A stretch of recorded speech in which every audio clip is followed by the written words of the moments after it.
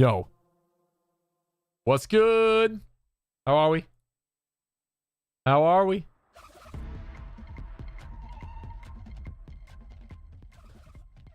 We here.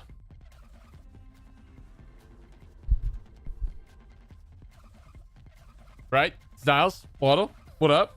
How are we?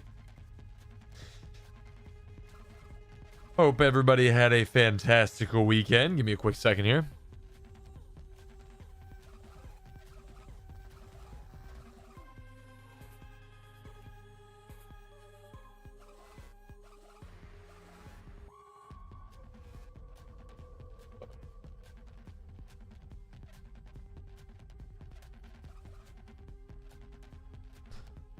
Honey Marathon, holy shit, dude. All these gameplay videos and shit coming out, man, just makes me so fucking excited for Wednesday.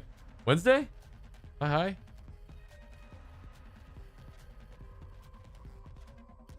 Wednesday. No. Thursday. What the fuck am I talking about? Thursday.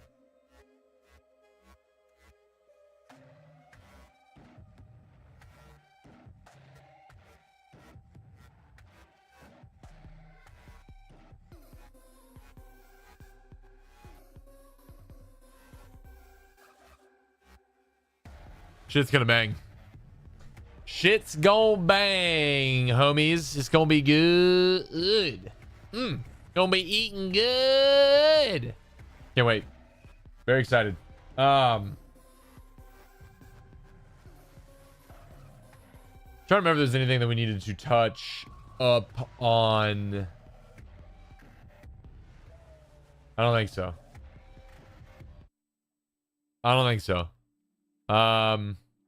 So I think what we're going to do at the beginning of this stream is going to go over the lore of Marathon 2, because I'm not going to play that game. I may touch on Infinity a little bit. I don't know.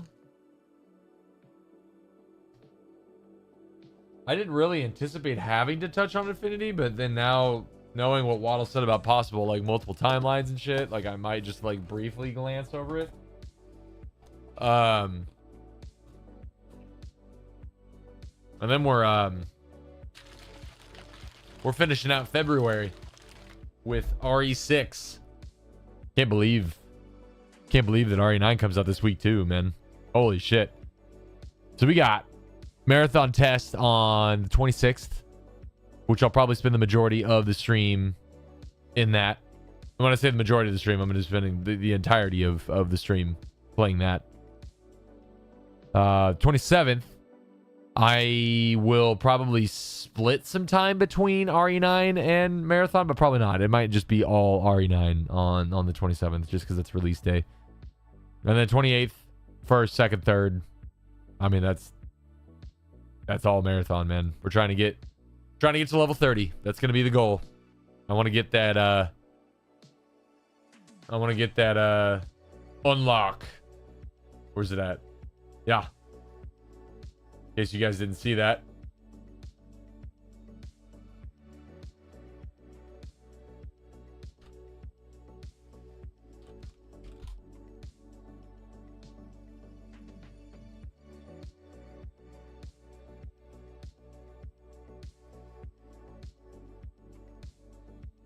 If you do the first mission, you'll get a nice little standard arrival cache. If you do level 10, you get an enhanced. If you do level 30, you get a deluxe arrival cache. But it also says plus additional cosmetic rewards, so I don't know what the fuck that means. So I'm curious, but that'll be that. I'll be trying to reach 32. Just depends on bub for me. Yeah, it will entirely depend on work from my standpoint. Because I'll be able to kind of hit it hard initially, minus just the 27th with that being RE9 day. But then I'll be pushing hard for level 30 for sure.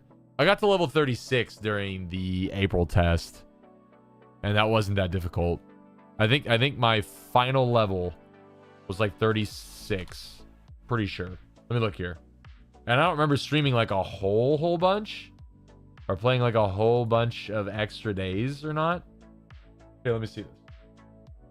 Marathon Team McFly.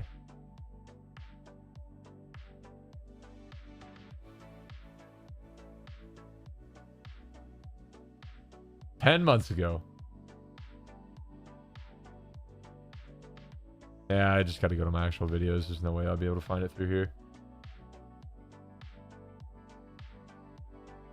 10 months ago, though, man. Holy shit. That's crazy. 7 months ago, we did fucking Destiny DLC. Brand new Destiny DLC. Okay, some more Marathon Alpha. Checking out Arc Raiders. PC Arc Raiders finally.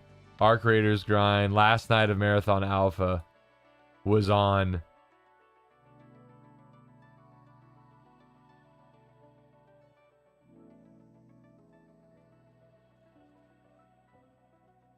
Oh, I need 2 of those and 2 of those. 36. I was level 36 there.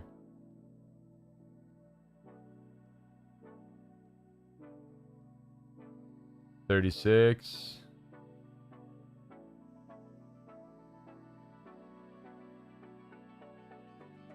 Yeah. I was level 36. That's how I finished. And I think I only streamed what? Let me see here. Oh, I wish I went down to it. That's fine. I only streamed like 5 or 6 days or nights of Marathon. It did not take long to get to 36. Okay, so let's get to it. Marathon 2 lore.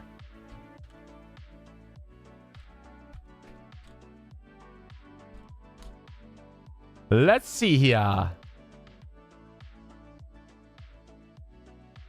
20 minutes. Hour 48. 28. 21. 8.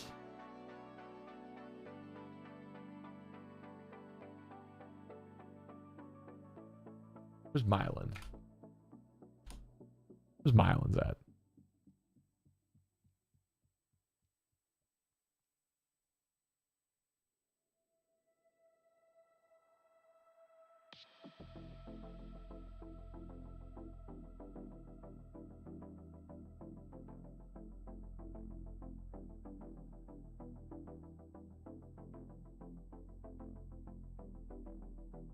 This seems like a good one. I don't know if Mylan did. I don't know if Mylan did a full walkthrough of the lore of Marathon 2 yet. Bought all the REs for $40. I did. I didn't buy all of the REs. I bought 2 and 3 at a discounted rate like a long time ago. I bought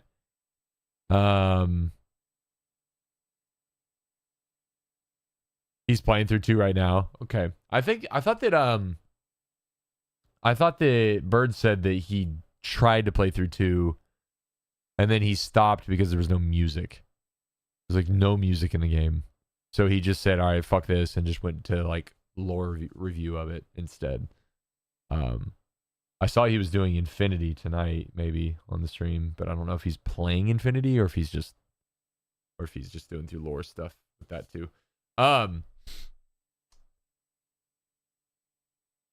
I didn't buy all of them for $40. I bought them all pretty separate. I did just buy Resident Evil 5 though, like a couple days ago. I think it was $4.99. I think it was $4. It was $5 for RE6. So I got my own copy of it too. Oh, that might be what he's doing. I've just been busy with Warframe. Hey man, that's fair. That's totally fair. Why did I buy RE5? Just in case, like, if we wanted to ever play, if we ever wanted to play RE6 as a co-op, then we couldn't do that as that. Why the fuck are you on YouTube? That's weird. Hi Nick. Hi Nick. Hi, I love you. I like your YouTube picture. Well, B also has a copy of RE5. Does he? So we have 3 copies of RE5? That's fucking stupid. I didn't know that. I had no clue. Huh. Oh well. It was $5. Who cares? I spend $5 on stupid shit every day. So you guys played together before? Gotcha. I think you guys played RE5 together. No, RE5.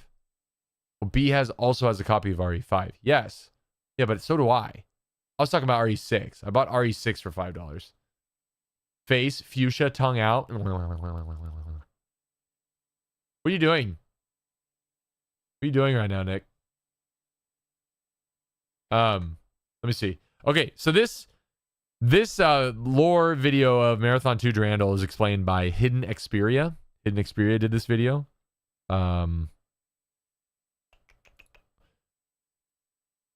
This is really where Marathon's story really starts to heat up. Not only does it get far deeper, but we start getting hints that something disturbing is waiting behind the curtains. This is the disturbing story about Marathon 2 Durandal. Which Nick is this? It's our Nick. It's our Nick. Nick's. Not my family Nick. He's also my family Nick, but I was watching random YouTube videos and then your beautiful face popped up. Hey man, I love that. I love that. Well, thanks for clicking into my beautiful face. Make sure you like the stream, Nick. Make sure you like it so all the people over in YouTube know that I'm doing a good job. Okay. So, Marathon 2, lore, Durandal. I might put this at like 1.5 speed just to get through it quickly. Because I want to get to some RE6. What the fuck is bro doing? He's watching YouTube videos. Hey man, I watch YouTube videos all the time. You just happen to see my beautiful face on there too. So I'm gonna be real. I don't know anything about Marathon 2. I didn't know anything about Marathon 1, but I kind of knew some things about it. Hey, there he is over here on Twitch now. 72 Moons. Thank you for the 72 Moons. Love you. Appreciate you. Sex years, dude. That is sex years. That's our sex year anniversary. Hell yeah. Love it. Can't wait to kiss you. On the cheek. Because that's what friends do.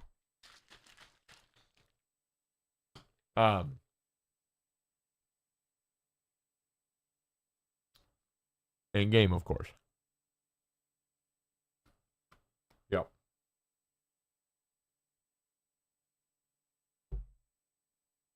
No, you can't. You can't.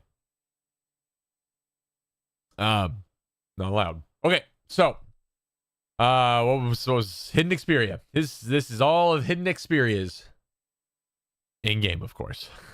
Just something about Bungie's sequels, man. Just like the scope of Halo's universe and storytelling was vastly expanded. All right, Marathon 2 Durandal dials Marathon story up to 11. It's so much deeper. Oh my gosh, we got an awesome Aussie. Here we go. This is what I'm talking about. Tons of new characters and locations that deliver ancient. Whoa, that looks really good. Implications. But before we dive into Marathon's narrative magnum opus, let's take a look at how we got there. Now, if you're new to Marathon's lore, then I'd highly recommend you go and watch my previous video first, which was a breakdown of all the core components of Marathon's story and also a breakdown of the first game.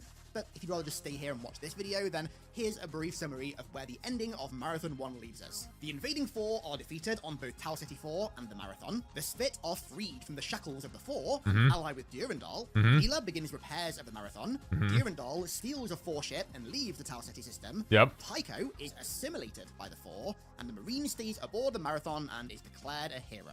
It's a very brief summary, but it covers everything that you need to know for Marathon 2. If you want a deeper summary, then... Half Red film of the video. So, he does. If you're watching this video he's getting a little half red. Happy Bungie Day. It's 7/7, July 7th, and you know what? I couldn't think of a better way to celebrate than diving into the lore and story of Marathon 2 Durandal. Durandal. Marathon 2 begins 17 years after Marathon 1. It's Durandal. 2811. Taking place primarily on the split homeworld of Lawan, planet that was teased at the end of Marathon 1. But its story technically begins 6 years prior to this, in 2805, and not actually in the game, in the game's manual. Yes, that's how old these games are. They had manuals. Take me back. In the orbit of Lawan, the Four Navy's Battle Group 3, a once decorated fleet, hangs motionless. This undefeated fleet was once a beacon of the Four Navy, responsible for some of the most crushing defeats in Four naval history. But politics at the hand of Four nobility had done what no mortal enemy ever could. Splinter Battle Group 3.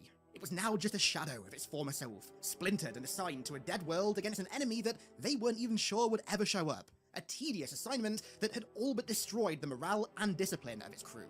But then, their target arrived from Tau Ceti, and within 2 minutes, the entire battle group had been laid to waste by it. That target was Durandal, commanding his repurposed Four ship, and he'd arrived meaning business. But he wasn't alone.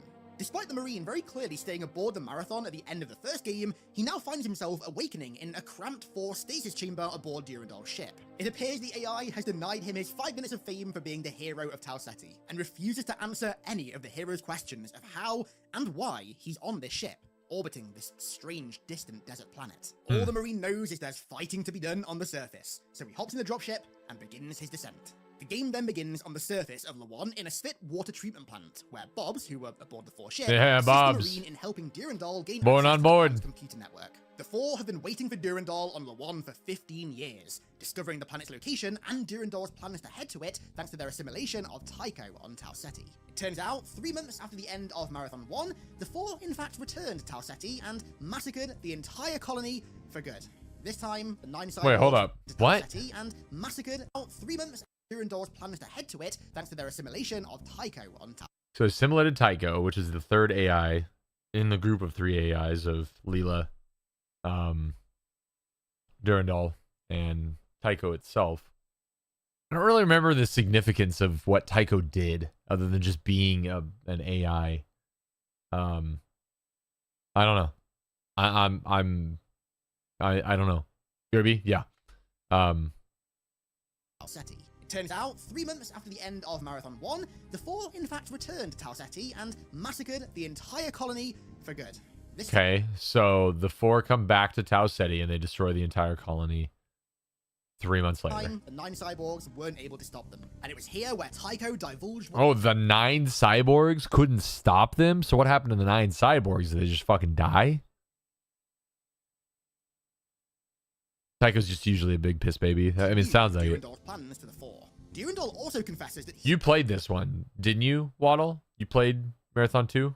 He was the one who bought the 4th Tau Ceti because he wanted their ship and their technology in the pursuit of freedom from his human masters so that he could find a way to escape the universe's eventual oblivion. An hour of it. He insists that he saved humanity because he warned Earth of the 4's attack. Not quite sure it works that way. He also says that he shares the same end goal as the Marine, saving humanity.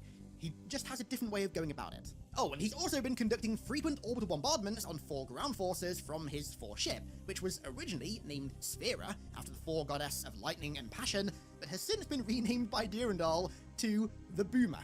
As you explore the Boomer, I've actually heard of that before. So like, yeah. Distant feral ancestor of the Svit, native to Lawan, and Durandal begins revealing the ancient history of the Svit. It turns out that 1,000 years ago, Lawan was home to 11 different clans of Svit, 10 of which were engaged in long, violent wars that scorched the very surface of Lawan. But one of these clans, called the Svit-Kur, abandoned the planet before the 4 invaded. The Svit-Kur went to Kalia, the 3rd moon of Lawan, to build a new home away from the carnage, only for the Yarrow to send Kalia out into the stars, seemingly lost forever. When the 4 arrived on Lawan, the elders of the 10 remaining clans unified as one, laying down their arms against one another to stand against the 4. But sadly, this effort was unsuccessful. All the clans were either destroyed or enslaved. Jesus. Rumor has it, the mythical 11th clan, the Svit-Kur, survived, and Durandal's allied Svit believed they could be contacted, and furthermore, could possess the means of defeating the 4 once and for all. And they Durandal's favorite pastime with Boomer was introducing the 4 to the magic of orbital bombardment, an actual line in the game. That's hilarious. Believe the means to contact them lay somewhere within the ruins of Lawan. Interestingly, the 4 seem to have no idea how important Lawan actually is. They've been sending their worst officers there for 9 years as punishment. Little do they know, the answer to defeating them lays somewhere within this planet. The Marine's exploration takes him to a 4 geothermal plant, in which a terminal reveals that Tycho has indeed sided with the 4, and that Leela has been dismantled and shipped off to the 4 homeworld for study, along with the rest of the Marathon. After flooding the planet with lava, the Marine clears out... The rest of the Marathon got fucking shipped to a... Wait, hold on. Poor Leela. The only interesting thing Tycho said is that Leela had been dismantled and shipped to the 4 homeworld for study, along with most of the other computer systems aboard the Marathon. Okay, so the Marathon itself is still at Tau Ceti. Leela was so loyal and tried so hard, she deserved better. Fucking rip Leela, I guess. World for study, along with the rest of the Marathon. After flooding the planet with lava, the Marine clears out the remaining 4 with the assistance of the first named Bob in Marathon lore, Robert Blake, the populist leader of the colonists on Tau Ceti and the leader of Durandal's Human Svit Alliance. Because Durandal's punching, dude. The Boomer, is too crowded. He plans to move many of its humans into a Durandal ship.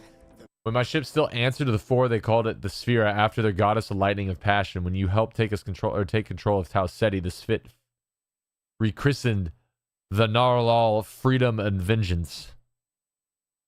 Rechristened it Narlar Freedom and Vengeance. I call it Boomer. He literally fucking wrote Boomer over the top of it. Holy shit. Boomer is too crowded. He plans to move many of its humans into a forward operating base planetside near the Svet Citadel of Antiquity.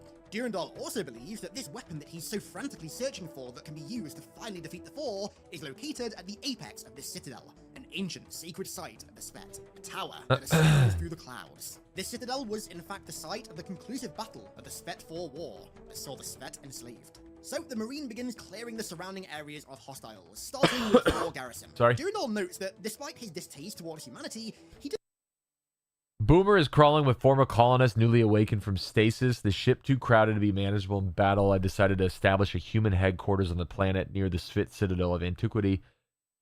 I can barely tolerate humans. Slow, stupid, and irritating. Their only contribution to my existence was the chance discovery that made my rampancy possible, yet I warned Sol of its impending invasion, and even stayed long enough to show the UESG how to build a warp-capable fusion missiles. I feel some strange loyalty to humanity. Perhaps it's because I feel comfortable manipulating humans that I desire to save them. My feelings and thoughts constantly migrate to binary opposites. Man, Durandal is a fuck. Truly. Tony, what up? How goes? Does feel a certain degree of loyalty towards us, possibly because he feels so comfortable manipulating us. As the Marine clears out the base, he discovers a Svet named Fetha, leaving a message in a terminal that says that our deeds have reached far into the Svet.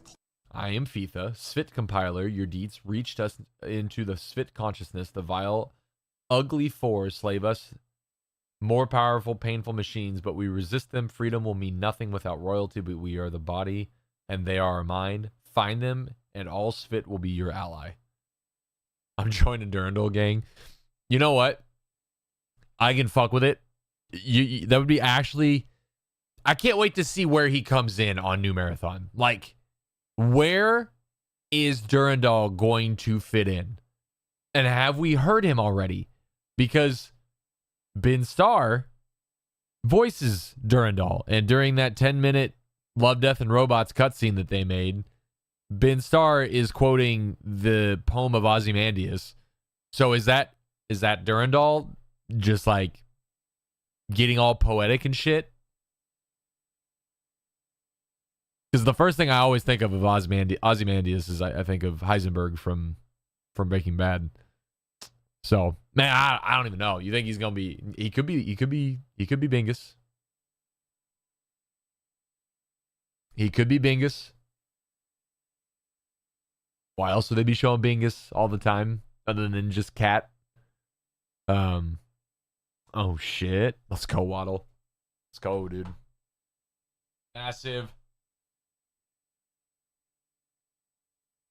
About time. Boom.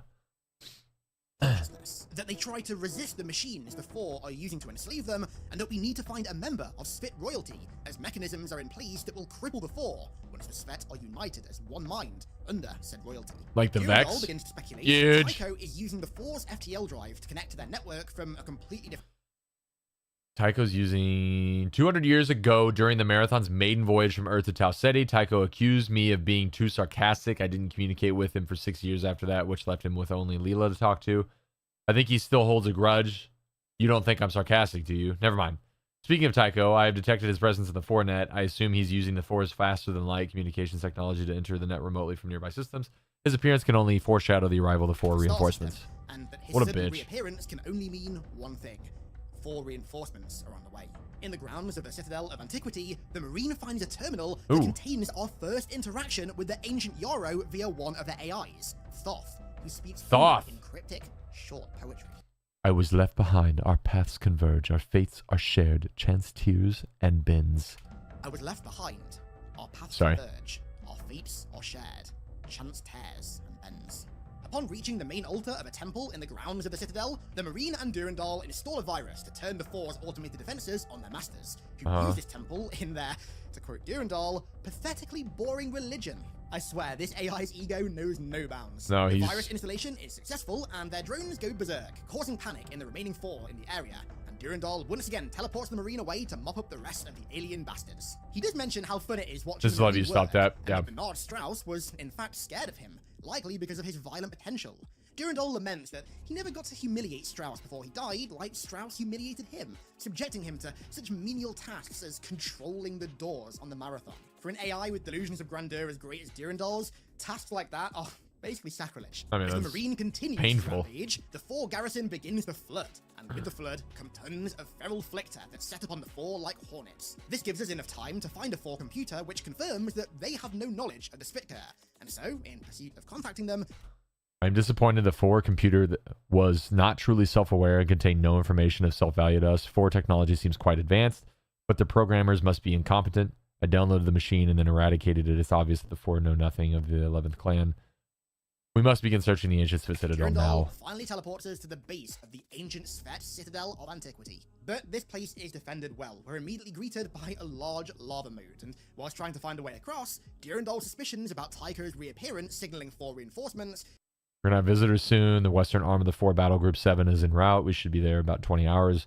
Battle Group 7 represents over 10% of the active 4 naval strength. I doubt whether I can hold them back with a single ship, but I will try. Turn out to be correct. The western arm of 4 Battle Group 7, representing over 10% of the entire 4 navy, is en route to Lawan.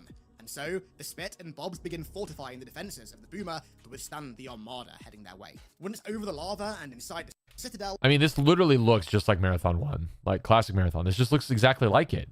The sprites are a little bit updated, but they look pretty similar. The gameplay looks a little faster and a little bit more like... a little bit more oomph to it, which is good. But...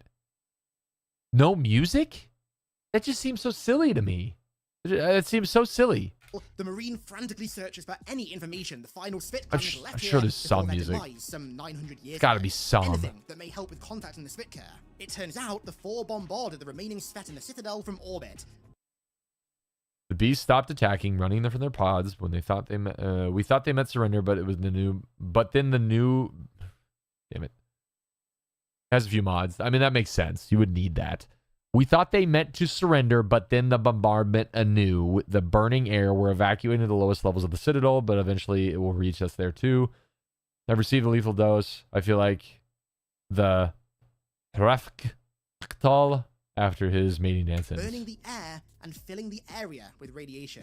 But you know what? I gotta say, sounds an awful lot like glassing to me. Descending into the bunkers beneath the Citadel, the Svet Royal Guard made their final holdout against some Halo. What was that, Halo 3? Durandal transmits a shock message. 4 Battle Group 7 have arrived early with 7 corvettes, 4 destroyers, a battleship, an assault carrier, and its flag. They're passing the orbits of the outer planets now. Headed to Lawan. Appears that the Svet retreated into the bunkers below under the Citadel for the final 4 bombardment 1,000 years ago. You're going to search these bunkers. Often during the last minute of life, the truth is revealed. Perhaps before their annihilation, the Svet realized something that would help us. Be warned that the approaching 4th fleet has already begun to reinforce their Lawan garrison long-range transport. Named the Kafiva. The Commanded Kafiva. by the legendary, decorated 4 Admiral Fear. The Armada. Admiral Tafir. I love how it's just a bunch of names with other words in front of them. Back in the bunker in the ground, we find terminals left by the ancient Fear. Svet who perished here that reveal they actually had hope that the unification of all the Svet clans could repel the 4. But as we know, this hope was dead-ended. Yep. After exploring the bunker to no avail, Durandal transmits another message to the Marine. The Boomer is under attack. Wait, really? They searched the whole fucking bunker and there's nothing in there? That's super boring. That would have been cool.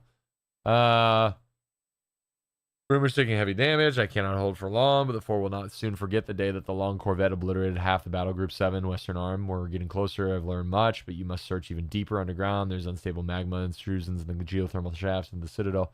I can't pinpoint the safe shaft, but we'll have to take a chance to drop you down one. Let's hope this world's secrets are hidden within its bowels. Out half of Admiral Fear's armada. Truly, Tony, that's exactly it. McFly. McFly. It's just the silent T. You hit it.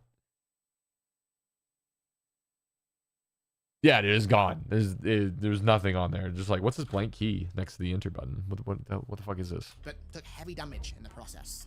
With the clock ticking to find a way to contact the Spitka, Durandal teleports you even further below the Citadel into a cave system, some 6,000 feet below the surface, containing even more ancient messages from the Svet holdout force. Knowing they were doomed, the Elders release a bioengineered virus in the Citadel called Skitlacta to stop the fall. Skitlacta. Oh my god. S''CT''LAC''TR. Skitlacta. Even that was ineffective.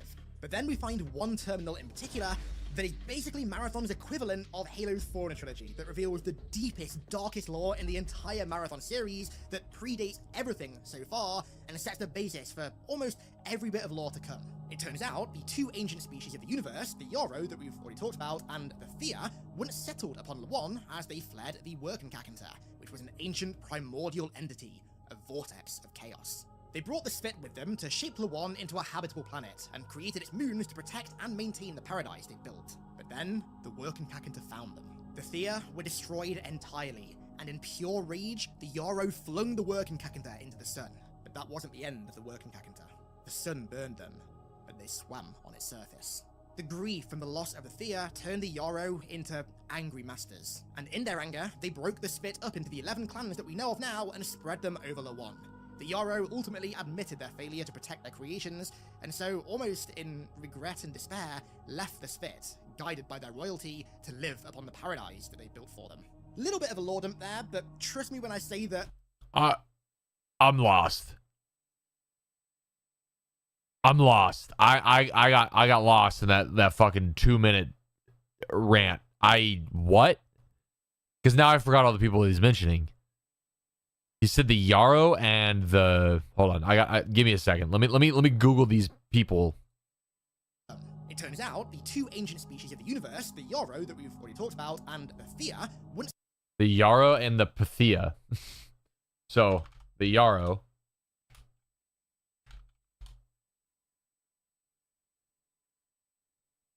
Nope.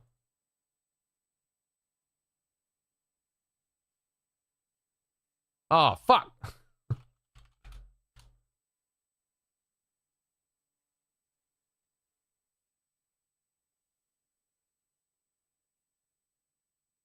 Is thought to be one of the Jarro.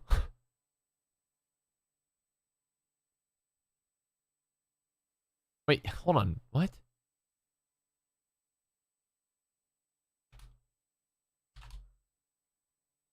No. Fuck me. The Yarrow.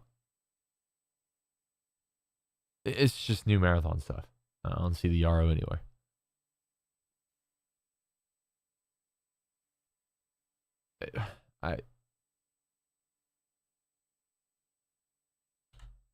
It turns out the two ancient species of... So the Workenkakenta, Yarrow, and the Thea settled upon Lawan. They brought the Svet.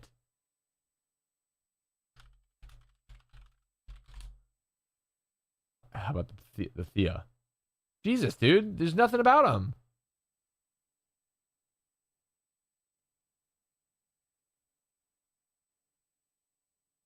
So the Jarro are an extremely advanced species, or an extremely advanced individual which vanished the Milky Way galaxy millions of years ago before the Battle of Tau Ceti, leaving much of the technology to fall in the hands of the Four.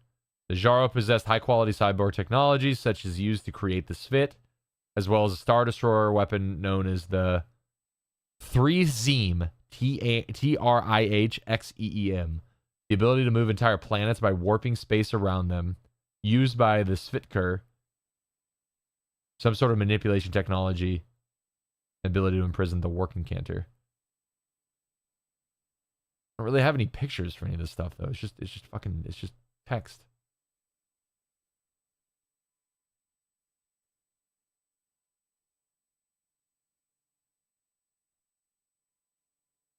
Paths of Jarro. Jarro. I don't know if I'm even saying that right. Okay. So, all right, I'm going to listen to this one more time. The universe, the Yarrow that we've already talked about, and the Thea once settled upon Lawan as they fled the Workenkakenta, which was an ancient primordial entity, a vortex of chaos. They brought the Svet with... So, the Witness. They fled the Witness to this Yuri Lowenthal planet. Lawan. Just kidding. So they fled. They fled this entity to come to this planet to create their paradise. They created the Spit with their cyborg technology, and then used the Spit to create moons to make this place habitable. Them to shape Lawan into a habitable planet, and created its moons to protect and maintain the paradise they built. Okay, that makes sense. Then the working Kakanta found them. And then the entity destroyed it entirely, and in pure rage, the Yarrow flung the working Kakanta into the sun. Okay, so the Thea were destroyed, all of them gone, which is some version of the Jaro. I'm assuming that's a clan or a race of these people. And then they threw the working Cantor into the sun. That wasn't the end of the working Kakanta. The sun. Working Kakanter. There you go. The working Kakanter. Burned them, but they swam on its surface. The grief from the loss of the Thea, the sun burned them. That feels like a quote. The sun burned them, but they swam on its surface. Okay, so they didn't die. But they swam on its surface. The grief from the loss of the Thea turned the Yarrow into angry masters. And in their anger, they broke the Spit up into the 11 clans that we know of now and spread them over Lawan. The Yarrow ultimately admitted their failure to protect their creations, and so, almost in regret and despair, left the Spit, guided by their royalty, to live upon the paradise that they built for them.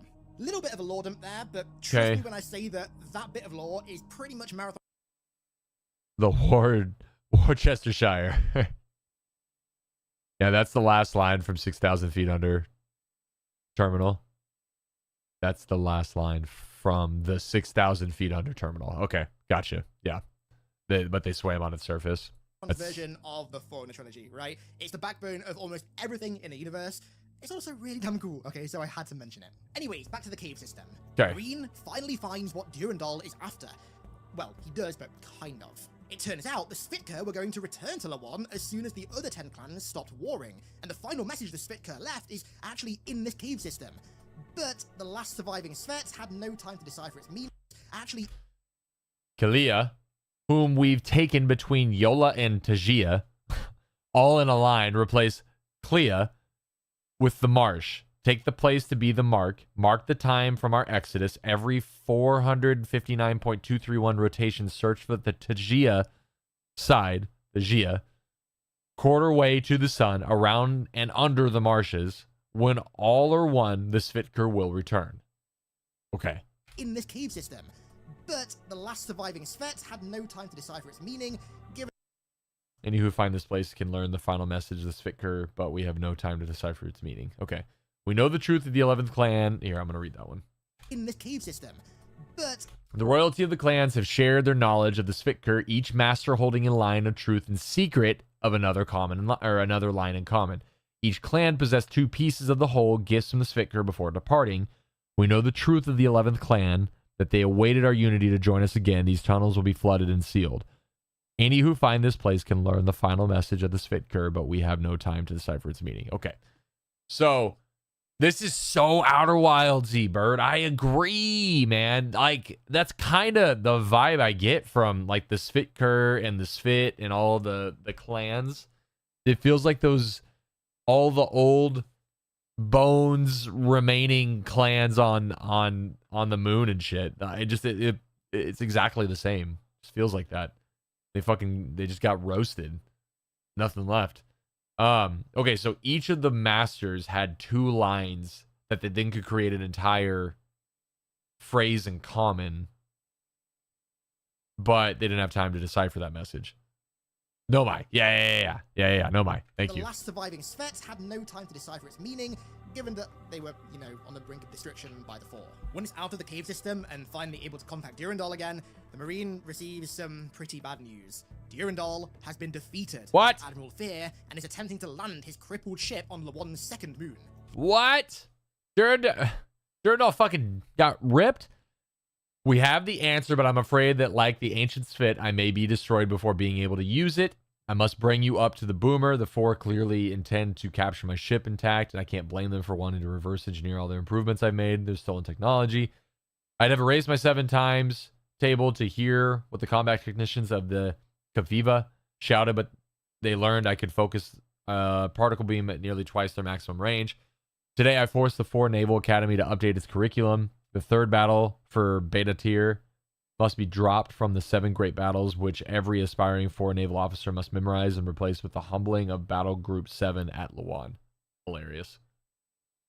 Force the 4 Naval Academy to update its curriculum. The 3rd battle for beta tier must be dropped from the 7 great battles, which every aspiring 4 naval officer must memorize, and now it's replaced with the humbling of Battle Group 7 in Lawan. He's such a troll, dude. He's such a troll. Lower. Fearing, like the ancient Svit, that he too may be destroyed by the 4 before deciphering the Svitker's message, he teleports the Marine aboard the crippled boomer to stave off the 4 attack. Although, despite the dire circumstances, his rampancy keeps surfacing his ego. He gloats about the superior improvements that he made to the 4 ship, and never trust the clankers. The 4 Armada will force the 4 Naval Academy to update its curriculum to contain his incredible feat of naval combat, vastly outweighing anything the 4 have ever accomplished. But despite all that, aboard the boomer, things are pretty dire. The engines are out, the primary weapons are offline, and life support has almost entirely failed.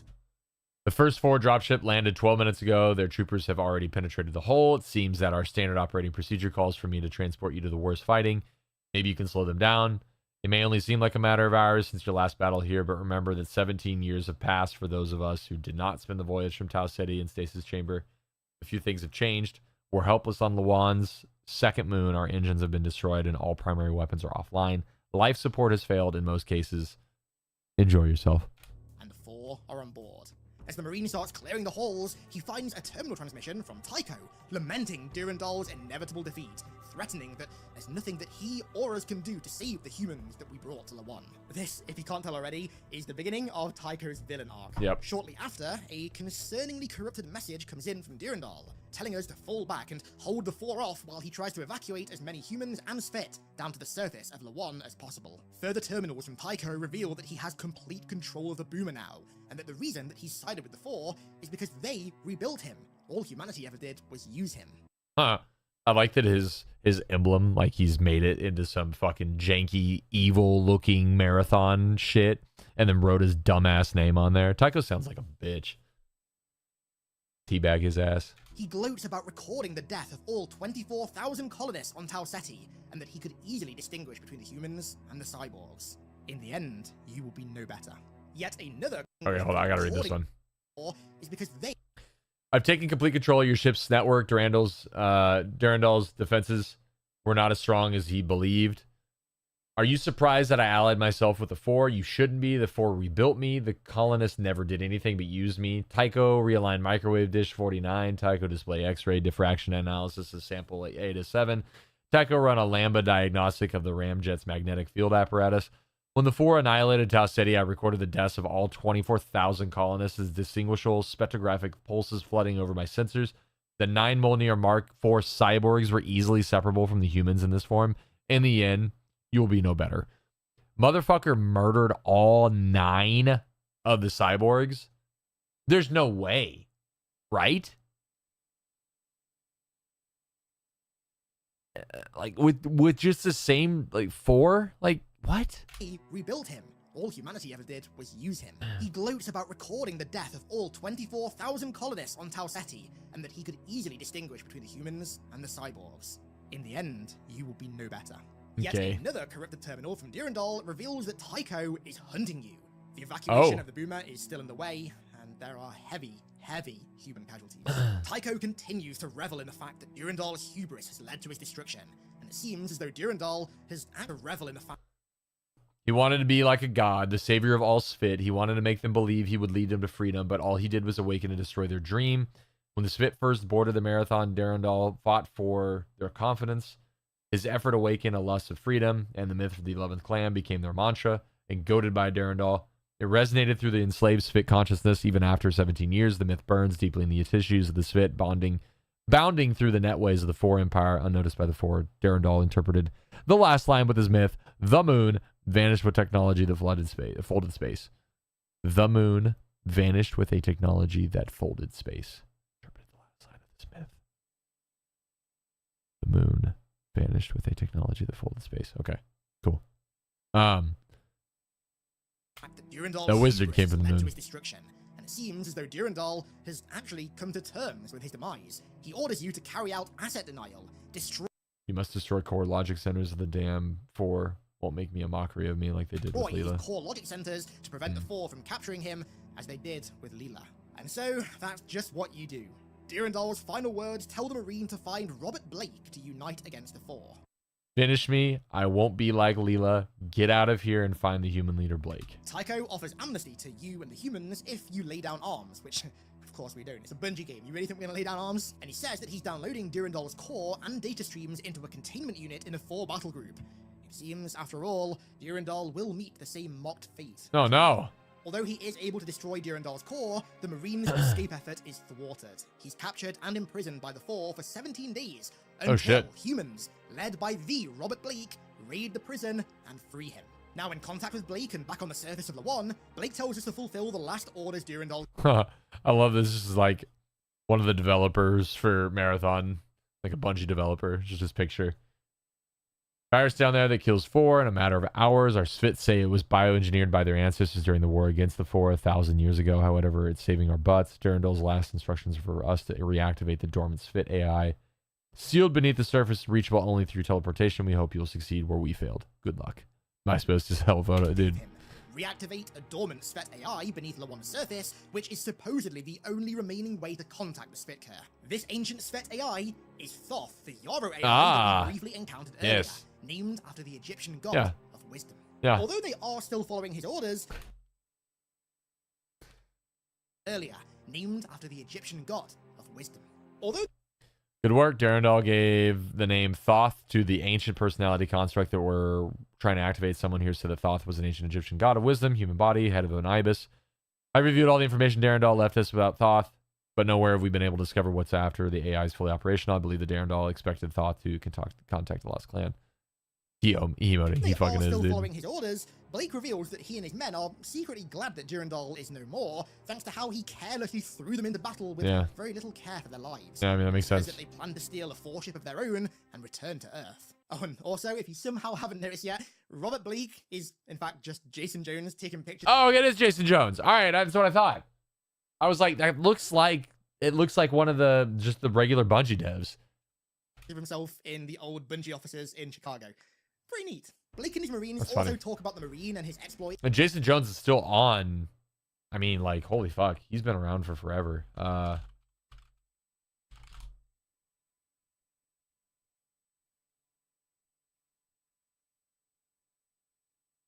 he's 54. Co-founded Bungie. And he's been at Bungie for fucking ever. And I think he's... I mean, like, I'm pretty sure he's still on Marathon right now.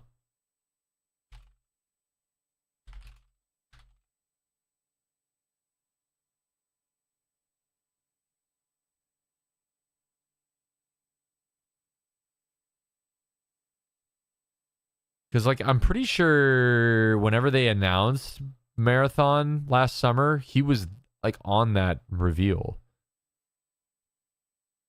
I thought he was, at least. Yeah. He's right here. He's fucking right here. Yeah.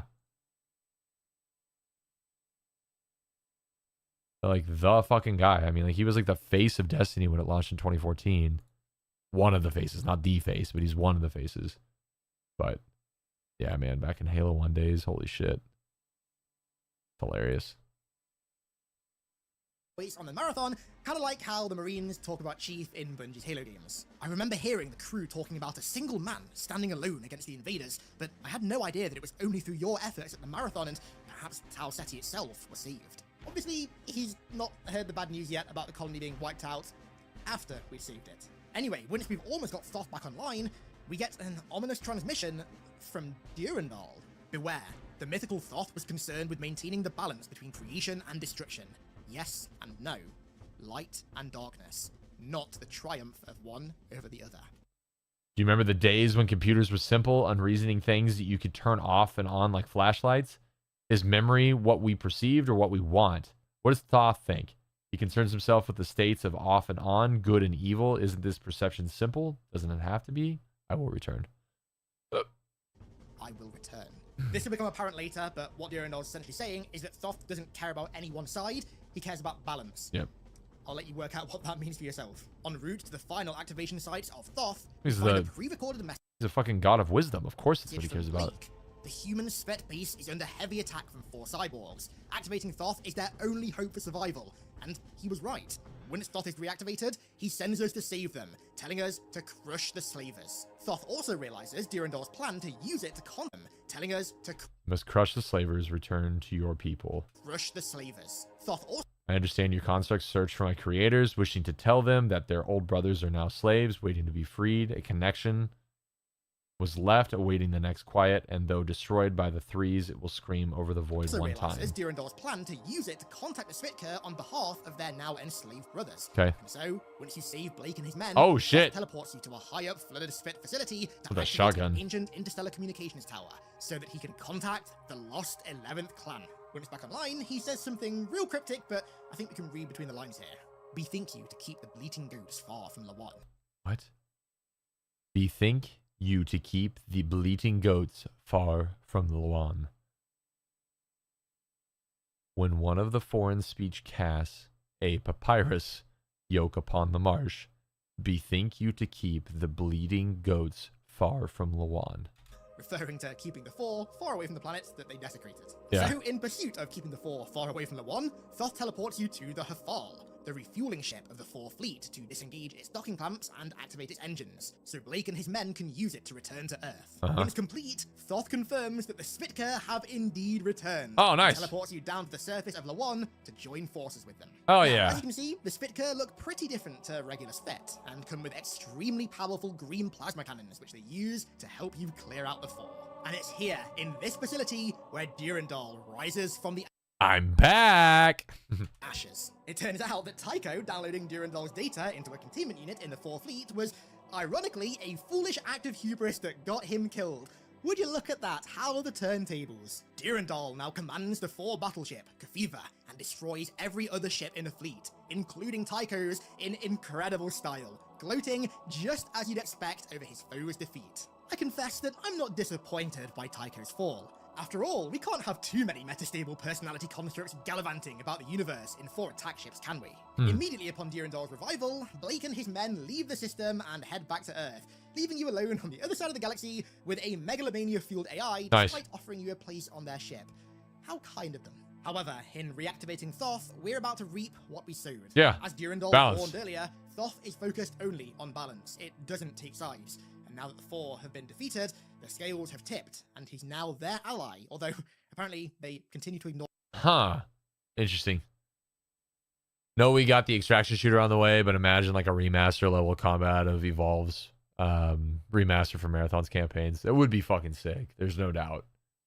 I'd really enjoy, because the story is super good, but I feel like Marathon was just like that first dish that they created that then made so many like other dishes of delicious food. I mean, like you see Bungie's trend. Grydar, dude, thanks for the follow. Appreciate you, man. You see Bungie's trend of to Halo. I never played Oni, so I don't have any idea of like how Oni plays. But then to Destiny and all the lore bits and pieces, how it all kind of makes sense, where they drive like most of their like naming and knowledge from all like these, you know, Greek and other kind of mythology sort of related things. Egyptian, obviously. They've all got their versions.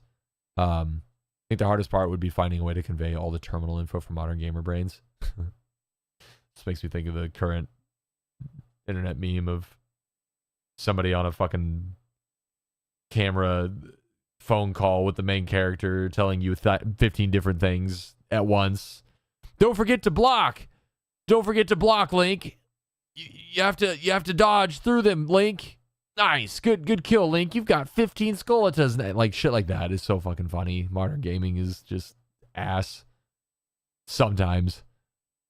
Would have to be voice acted for sure, because that's where the story comes from the terminals. Oh, for sure. Yeah, you'd have to. Would you have cutscenes then? You wouldn't have the Marine just staring at a fucking screen for the voice acting. It'd be pretty hard to adapt the OG trilogy. Not impossible, but I can think of a way to convey it without making gamers. Yeah, for sure. For sure. It would be super interesting. It'd be super interesting if they could figure out a way. Hell, man, I want Halo redone, which they're doing, which will be cool. But even then, that's an easy make. That's a simple recreation. You already got the fucking quotes. You already got the cutscenes. You just got to make it look prettier. This is a different story. You got to like totally from the ground up redo it. And I miss, man, I don't know. Like, okay. So Halo still had the single player adventure with the multiplayer add-in that made you stick around and play the game for forever. There hasn't been a game like that in forever. Like Call of Duty, whatever. You can say like, well, Call of Duty does it like every year. They've got a story campaign and then you got multiplayer. There hasn't been I don't know. I wish Halo was still fucking just bopping, man. Dead Space 1 recently. I read every log came across. Granted, I'm only one guy, but I enjoy it. Yeah. No, I mean, that lore is really interesting because that world is interesting. This world is interesting. I like this thought process of like the creation of this world. That's truly what has me like grasped and excited for new Marathon to come out. Yeah, it's an extraction shooter at its core. It's going to have its highs and lows. It's going to have its frustrations. It's going to have its absolute serotonin pumping moments too.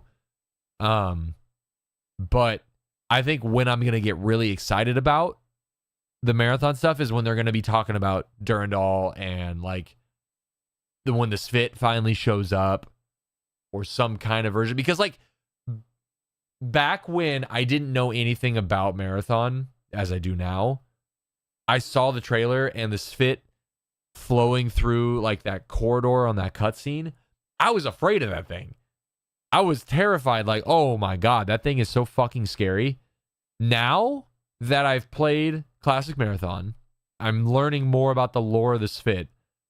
They're the victims.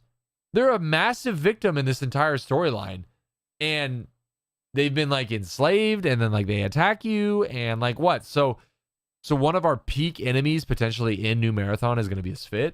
I don't fear that as much anymore because now I know a lot about the lore and now I want more stuff. Like I want like some other enemies in this. I mean, I don't know if the 4 are going to exist because I don't know if they get wiped out at the end here. Potentially they could be, but I don't know. So I don't know. This has been enlightening because like I think my biggest emotion to seeing and hearing about the Svit and knowing like how they appear, they just had me spooked. Yeah, the aliens have to be in New Marathon. They have to be in it. Ziggler said point blank the 4 are in the works. I imagine every season we're going to get kind of or maybe every season. I don't know if it's going to be every season, but you know, we're going to get added bits of the Marathon to the game. Like the ship, like we're going to be able to go to different parts of the Marathon as time goes on. A year from now, who knows what it's going to look like.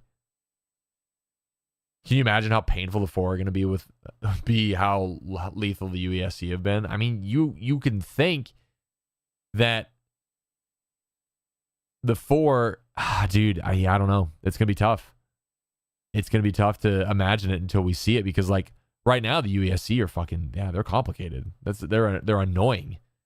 You know, one enemy in extraction shooter world vibes, one enemy isn't bad, but it's resource expending.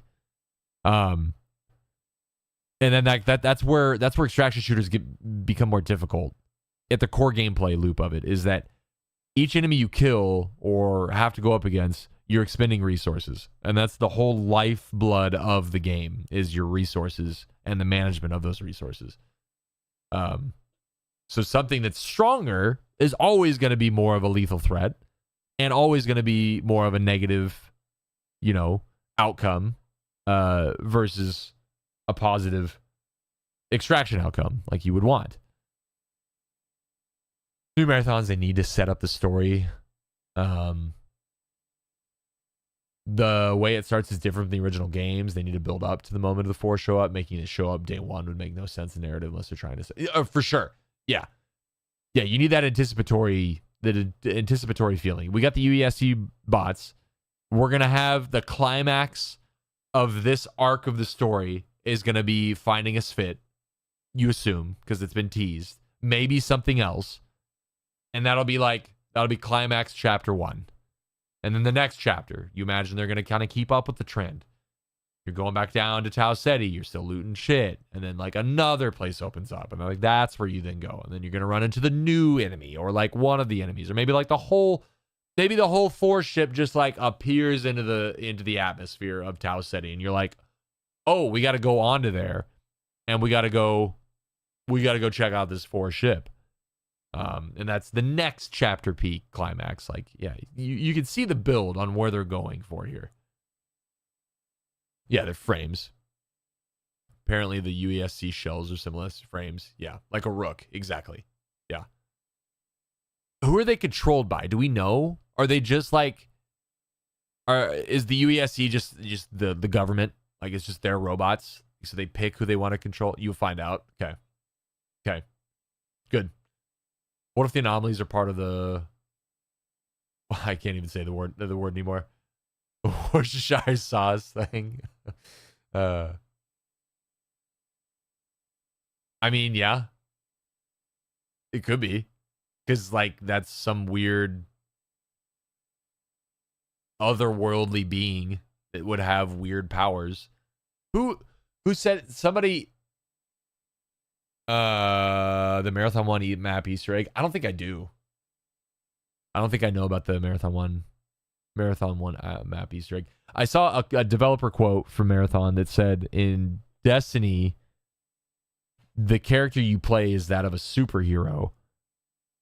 But in Marathon, the character you play is that of a survivor. Like, so for people that want that same like godly feel, like it's not the comparison to make, because the two totally different like characters.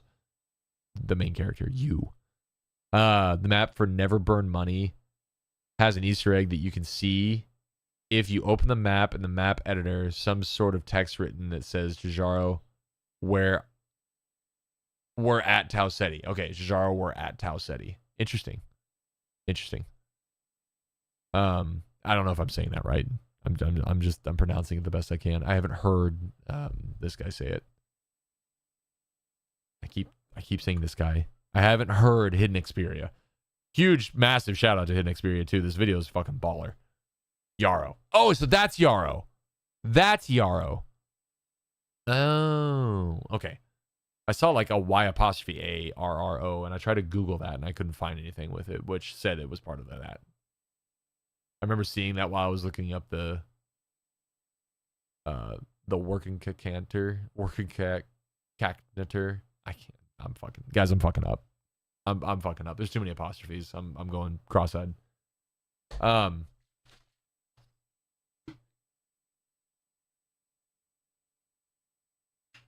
Anyway. Yarrow are the same. Maybe it's just unclear. Most just say Yarrow. Okay.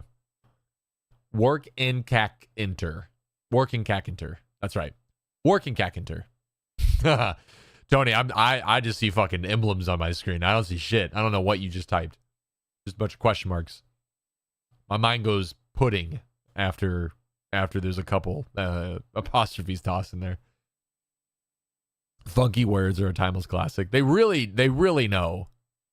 They really know how to make a funky word. That's for sure. Have I looked into Pathways into the Darkness? What's Pathways into the Darkness? I know that phrase.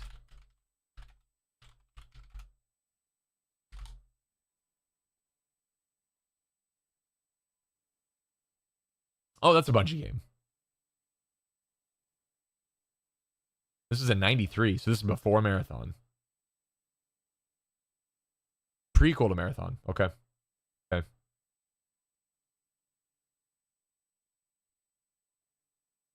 U.S. Army Special Forces sent to the Yucatan Peninsula upon discovering. I can already see it. You're just the U.S. Army Special Forces sent to the Yucatan Peninsula to find a nuclear weapon, and then you find fucking space Nazis or some shit, and then sure, just something fucking goofy like that. Okay. Is that really what it fucking is? All right, hold up. Well, let me read this. Let me read real quick about Pathways into Darkness. So, U.S. Army Special Forces sending to Yucatan Peninsula, a diplomat on May 5th of 1994, a diplomat from an alien race known as the Yarrow appeared to the President of the United States and informed that on May 13th, an ancient godlike being sleeping beneath a pyramid would awaken and destroy Earth. What the fuck, dude? The only way to prevent this catastrophe from preventing God from reawakening, an 8-man special force team carries a nuclear weapon with the goal of entering an ancient pyramid descending to the bottom level where God sleeps, activating the bomb to stun the god and bury it beneath tons of rock. Player character's parachute fails to open. They fall unconscious at the landing, awakening hours later. Player finds most equipment inoperable. Reach the pyramid only on foot hours later. The rest of their team, the player must complete the mission before the god awakens in 5 days. This game sounds sick. I would love this as a modern game. In the pyramid, the player finds bodies of squad mates, remains of Spanish-speaking treasure hunters, and fallen members of Nazi expedition forces in the 1930s who were looking for a secret weapon. Additional plot elements can be revealed by speaking to these dead, enabled by the yellow crystal. The game's ending changes depending on whether the player has a radio beacon to call for extraction and when the nuclear device is set to explode. Forgetting to set the bomb or setting it to explode at any time past the reawakening of the Dreaming God results in Earth's destruction. The device detonation before the player reaches a minimum safe difference results in a FebREary victory, which is a victory that's gained at the cost of the victor defeat, basically. The most favorable endings are achieved by leaving the pyramid with a beacon for evacuation at least 20 game minutes before the device is set to go off, or without a beacon if the game ends with enough time for the player to escape on foot. That's sick. One of the very first items you find is Mein Kampf. That's fucking ridiculous. Oh shit, here's Mein Kampf just sitting here right at the fucking pyramid. There's a crackpot theory that says failing to detonate leads to the Destiny timeline, and detonating successfully leads to the Marathon timeline. There's some shoddy logic to go with it, but that's fucking sick. I wonder if I'm sure there's a good video on that somewhere. There's gotta be a good video on that connection somewhere, because I'd love to dive into that. So if it explodes, or failing to explode, what was the god? Do we ever find out? Do we ever find out who the god was that was underneath the pyramid? Oh, okay, interesting. What's the winnower? I wonder if the working Kakantur is the winnower. That'd be kind of interesting. It's probably not. I'm not even going to make the comparison because I don't think I know if I'm even remotely based in that thought process. But a name no human can pronounce. Well, the game says, well, shit. It'd be kind of interesting because, I mean, you assume that's where Bungie's going with the next story of Destiny, or Destiny 3. Could potentially be interacting in some kind of way with the winnower, because that's kind of our not leftover. That's the peak boss. You assume the peak boss. The witness was, a tool. He's a tool, but they are a tool. Winnower, as I understand, is creator of darkness. The working Kakantur is a manifestation of darkness. Okay. So maybe a connection just between the two of it. Again, light versus dark. The good and evil pathway, the shit that Bungie just does best. They kind of got away with that with Halo. Halo's kind of different, which is funny. I don't know and again, I don't know what Oni's about, so it could be kind of similar. It might not be. But I don't really feel like Halo was so much of a light versus darkness thing. It's kind of just a badass fucking dude saving Earth and killing some aliens and saving other aliens. Halo was supposed to be Marathon 4, but then Microsoft acquisition happened, and they also wanted to branch out a little bit. I mean, that makes sense. They They wanted to make something different. I remember seeing Destiny Awaits, the little Easter egg in ODST back in the day. Like seeing that and obviously having no fucking idea what that meant. And then later hearing about what it meant and was like, wait, what the fuck? That's so cool. And that's fucking vintage Bungie, man. It's just what they do. Shit like that. Love it. I'm gonna finish this video. We don't have much time left. One of the most powerful AIs in the entirety of existence on their side now, and they don't really acknowledge it. Very, very smart aliens. However, that doesn't stop the Marine. As more and more of the remaining force are slaughtered, they begin to retreat, knowing that even with Thoth on their side, the battle here at Lawan has been lost. The Spit are able to break off from the fight and, now freed from their slavers, begin reforming the old clans of Lawan. During the naval battle above the planet, a 4 assault ship that happened to be carrying a legendary squadron of troops was severely damaged and forced to make landfall.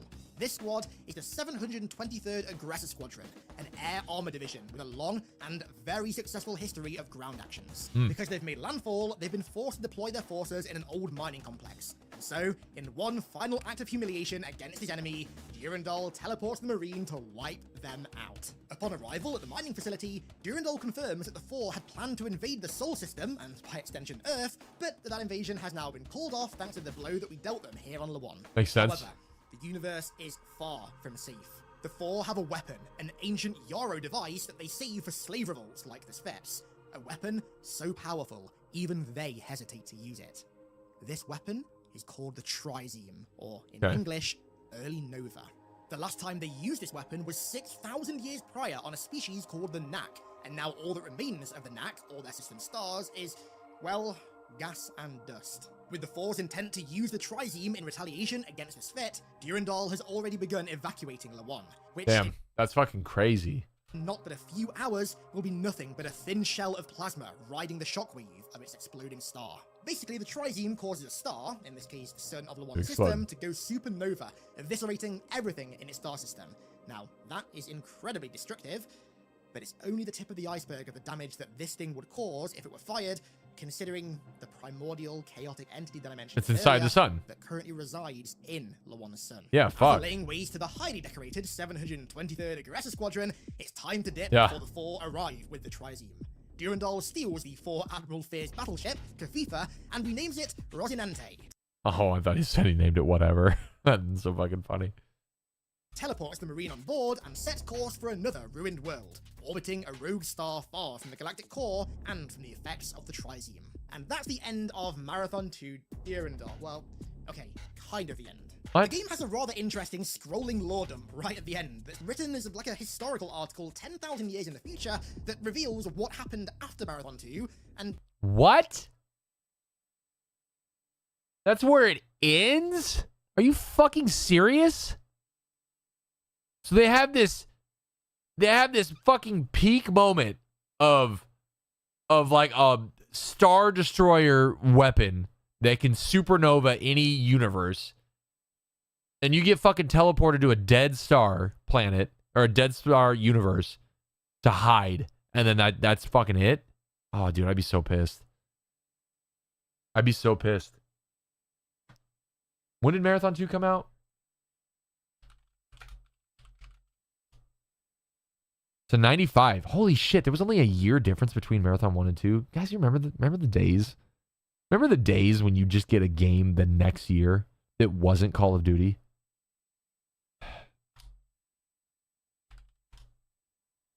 And then October of 96, Infinity came out. Wow. They were simpler back then. I mean, of course. Yeah. I mean, not even a year. It was less than a year. I gotta run an ad real quick, guys, because it's fucking counting down. I've snoozed it 3 times. Give me a sec. I'm gonna go pee.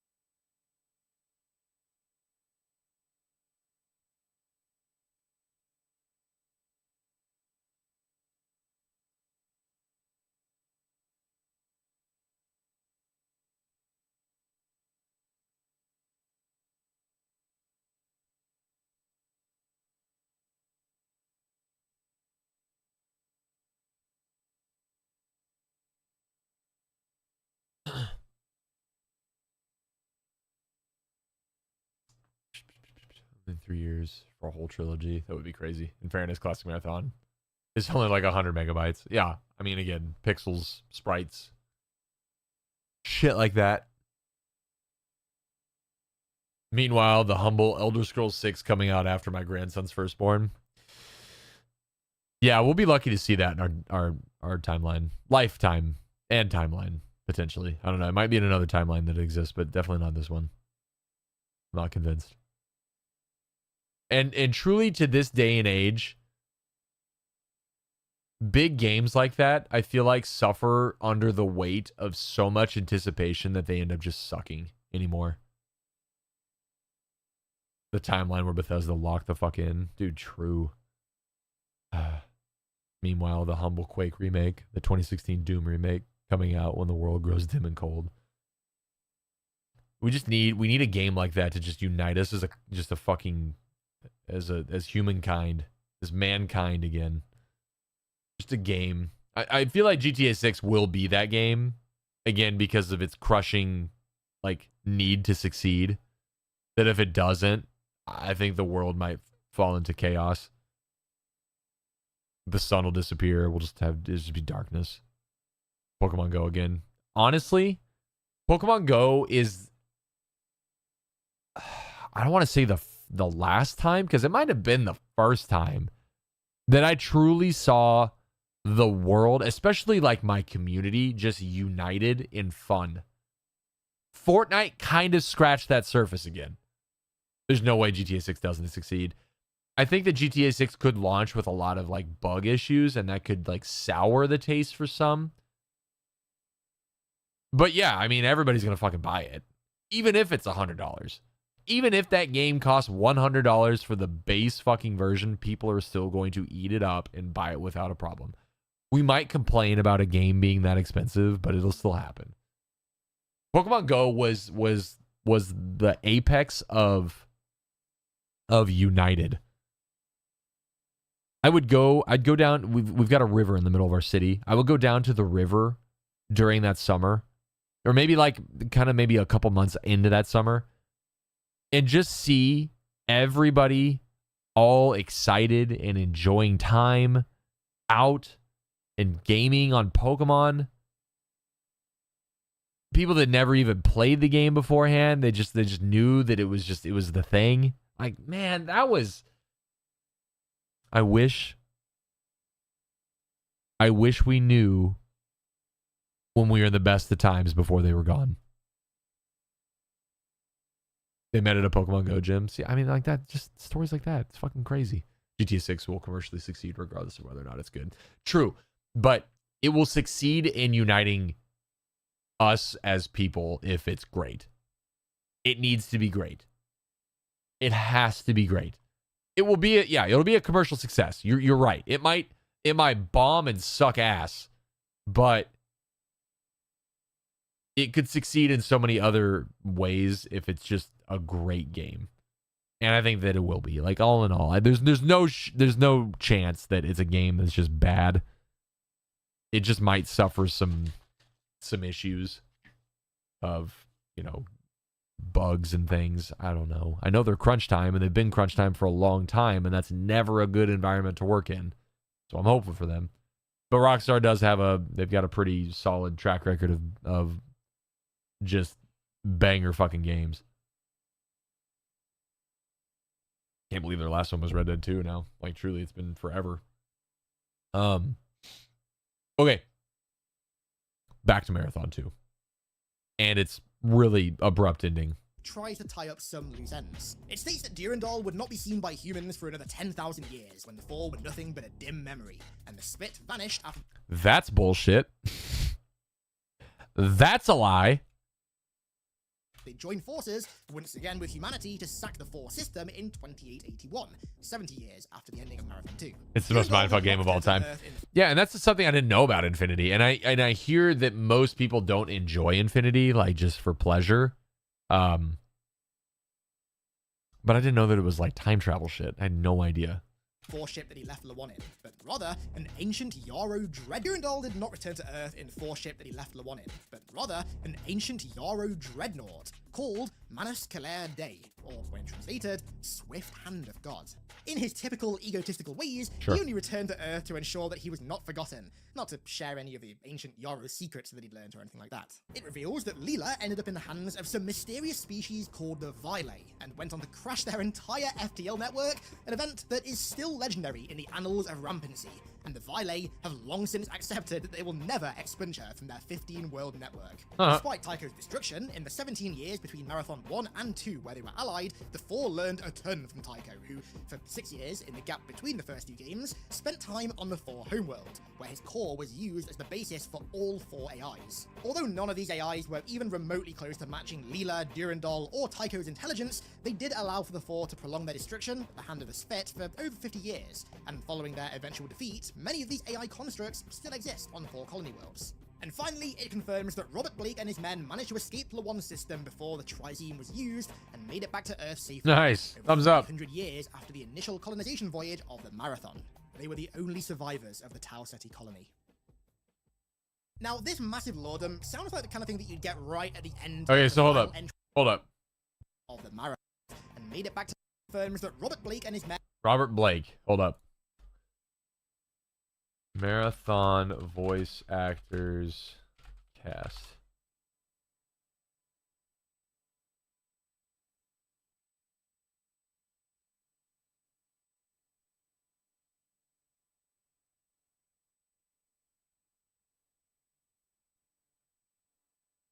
Ah, damn it. I was hopeful that we'd have all the names of the voices and all the people that they voice those. Yeah, Jason Jones is in the pick. That's funny. I love that. I don't think it says anything about like who they voice specifically yet. Just some of the people have their voice. And I know Ben is been confirmed as Durandal, but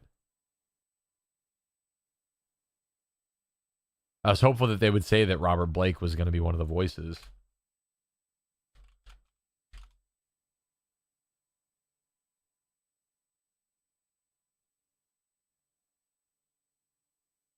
Yeah, doesn't say anything about it. Would have been interesting. Yeah, Jennifer English is Joy, which is awesome. Lee Shorten is Gantry. Ooh, I don't know who Gantry is.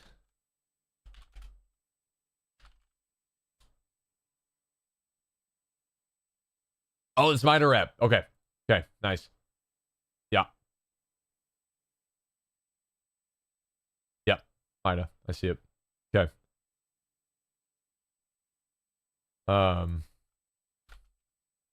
And then what's his name? Yeah, Morla. Vulcan, and Vulcan's the Traxxas. Traxxas's rep. Yeah. And then Arthur Morgan is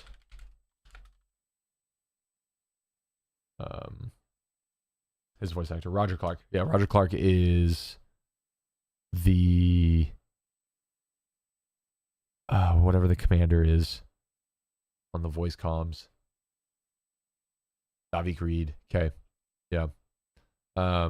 Yeah, and Elias is Assassin and Rook. I actually didn't know that Rook and Assassin both had Elias as their voice actor until a couple of days ago. I saw that he was credited for both of them. I actually didn't know that until then, but yeah, Roger Clark's gonna be. I mean, you can already hear that he's been promoting it a bunch too. One system before the Trizeme was used and made it back to Earth safely. I know more info, but it's under NDA. Okay, that's fair. That's fair. Of the Marathon. They were the only survivors of the Tau Ceti colony. Now, this massive lordom sounds like the kind of thing that you'd get right at the end of the final entry in a franchise to tie up any loose ends that the final entry wasn't able to tie up. But that's not the case. There is another game beyond Marathon 2. It turns out the firing of the Trizeme unleashed the galactic horror, the entity of pure chaos that the Yarrow had imprisoned in Lawon's sun, the Workenkakenta, which is now free to run rampant on the galaxy and its inhabitants. And in Marathon Infinity, released a year after Marathon 2, our goal is to prevent that from happening, but not in the way you'd expect. It's not set 10,000 years in the future after Marathon 2's prologue, as you'd expect. Rather, it's set right as Marathon 2 ends. Kind of.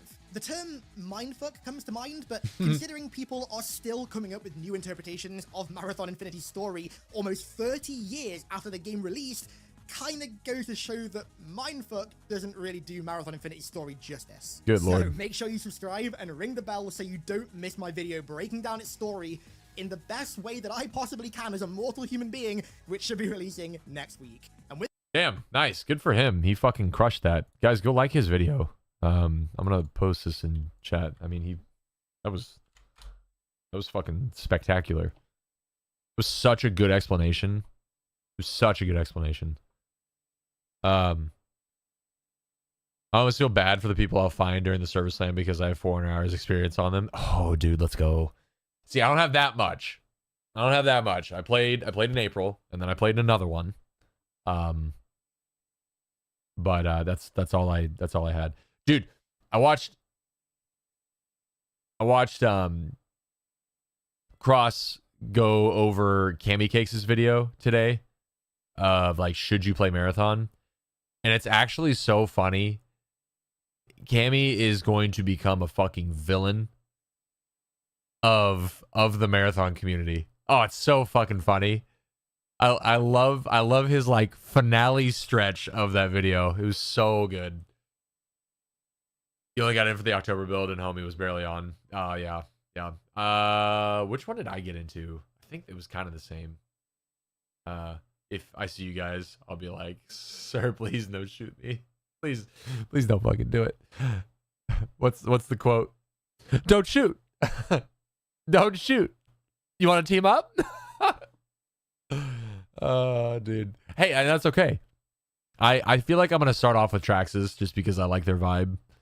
And then I'll probably move to Arachne. Did you guys do the profiling thing that they released? Surprisingly enough, I was really interested in Traxxas, and I didn't like sway my decision making to like, oh, that seems like a Traxxas, like, oh, money. You got Arachne, surprise. I really didn't sway my thought process to it, and I ended up getting Traxxas. So I was like, okay, that only confirms that I'm gonna start with them. I'm gonna try and focus them up first. And then I'll probably see a video that's like, you need to go after Sakaguchi, you need to fucking level out them quick because you get an extra revive, like some shit like that. I'll be like, all right, fuck, I'll do it. I'll fucking go after that one instead. My bad. Somehow managed to get Arachne. Yeah, me and a few friends are building up a content channel centered around Arachne if you'd like to see it. Oh, fuck, yeah, dude, absolutely. Send it. 100% send it. Daniel, what's up, dude? How are you, man? Oh, dude. Oh, you're doing the Arachne News Network? I saw your Twitter the other day. I'm like almost positive I saw your Twitter the other day. You got a Twitter, don't you? Nice. Hell yeah. I saw this. I think I liked one of your things. I'm like, sure I did. Dude, fuck yeah. Huge. Massive. I literally saw your Twitter post the other day. That's hilarious. This fucking was small world so far. Me doing the marathon games over here on like just the marathon channel. Is Marathon GG, like the other Twitter account, Marathon GG was in here the other night and we chatted for a little while and chatted about the game, the excitement for it. So, and I don't think Marathon GG is like one of the bigger like marathon related like Twitters, but I mean they're up there and I see their shit all the time too on Twitter, so I was pretty surprised to see them in chat. But it's been nice being over here. I've been enjoying this. It's not gonna be like this in a couple of days. It's gonna be fucking huge. There's gonna be a lot of goddamn channels, but it's been good for the past few days. Huge. Yeah. I'll go make sure that I'm following you on Twitter too. X. Sorry, my bad. X. Yeah, dude. I just typed in ARA and you immediately popped up. You're the first one that popped up. That's hilarious. Ain't nobody calling it X. I know. It's fucking stupid. Stupid shit. You made all those visuals, dude. It's fucking sick. Yes. Yeah, this one right here. The fucking where was it? Where was it? Yeah. Was it the Our Truth? Our Truth Will Be Made Known? I didn't like it, but I saw it. I feel like a dick now. I just absolutely got called out. No. It was this. It was your pin tweet. It was your pin tweet that had all the people you linked in it. That's what I saw. I'm gonna like it now. Hex Twitter, same shit. Hell yeah. That's fucking awesome. Yeah, especially if you guys got a bunch of homies that were just like fucking jonesing over that jonesing over the playtests. I wish I would have gotten to more than what I did, but I'm happy that I got in the ones that I did. It got me even more hyped with it. I'm so excited. I'm so excited for Thursday. Holy shit. I'm pumped. It was originally just a meme among friends, the playtest, but it became a more serious thing. I mean, now, yeah, especially with you fucking goated on the actual After Effects and everything too. That's huge. That's huge. I'm excited. Fucking excited. But yeah, Cammy Cakes' video was hilarious. I loved it. Essentially, if you guys didn't see it, or if you didn't see Cross's interpretation of it. Oh, also, yeah, I know, Daniel. I know. I know it is. Come back over to old Twitch side whenever you are of the appropriate numeral age. You know? Remember? But yeah, if you didn't see Cammy's video, he pretty much said, I plan on being that person that, I'm summarizing this, goes into each raid and killing everybody that I possibly see, no voice comms, no nothing, just immediate right into the action of shooting you and killing you. And I don't care if the community is trying to figure out some big puzzle piece to Marathon and unlocking something for the whole community. I will kill you, and I will kill anybody that's trying to do it too. That's just going to be the name of the game, because that's what he wants to do. It seems like he's going to be mostly focused on solos, though, if it will allow him to be with those specific things. Like, that's what he's most interested in. Because let's be real, Cammy just solos whenever he's in groups anyway, in PvP and Destiny, because he gets put with not so good people. But yeah, I know he will be repping Arachne fucking hard with their potential. He will be thirsting for that PvP possibility. It's gonna be funny. It's gonna be funny. I'm excited. Okay, so Marathon 2 lore done. I do want to see if when did he make this? July 7th of 23. Holy shit. Oh, and he's got a 2026 Marathon lore video as well. Nice. I'll have to watch that. Okay, where's his... I mean, he's yoked. He's yoked on Marathon videos. Yeah, I'm gonna have to fucking get in. God, I can't wait until I talk about things. Oh, dude. It sucks because I've had like a lot of buddies that I've been collectively like excited about with Marathon, and I have not been able to talk about any of it with them because none of them got into the fucking recent tests. I when they release those NDAs on us, I can maybe finally share some shit. But they're not going to. There's no fucking chance. It's done for. I'm not kidding. There are things in this game that will change the genre. I'm so fucking excited. I'm so fucking excited, man. The moment where I saw it, where I saw the vision, this game became my most anticipated game of this year, for sure. And we have not gotten a new Bungie game since 2014. If you don't count Destiny 2, we have not gotten a new Bungie game in forever. It's been 12 years. I'm ready for a new Bungie game. Just excited. Pumped. I'm a fucking shill. I'm a Bungie shill. Even in their stupidity, I love their games. Welcome to the most brave... Alright, so this is 32 minutes fucking long. We got to get into this. Eating so good. Marathon releases soon. Server Slam, one of my favorite games of all time, just got a major content update after 26 years. Which one's that? 26 years, major content update. Diablo 2. Yes. Truth. Did you get that Warlock?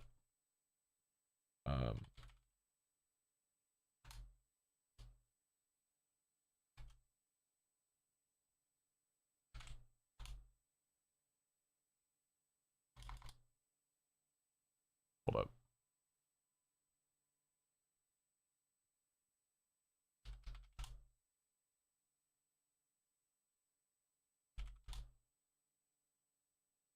Daniel, tell me what your name on Twitch is.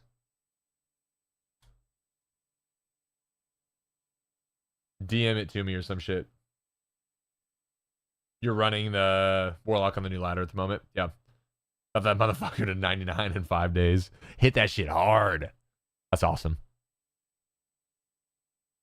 Send it to me. Send it to me on YouTube. Send me what your name is on Twitch. So and I'll do it.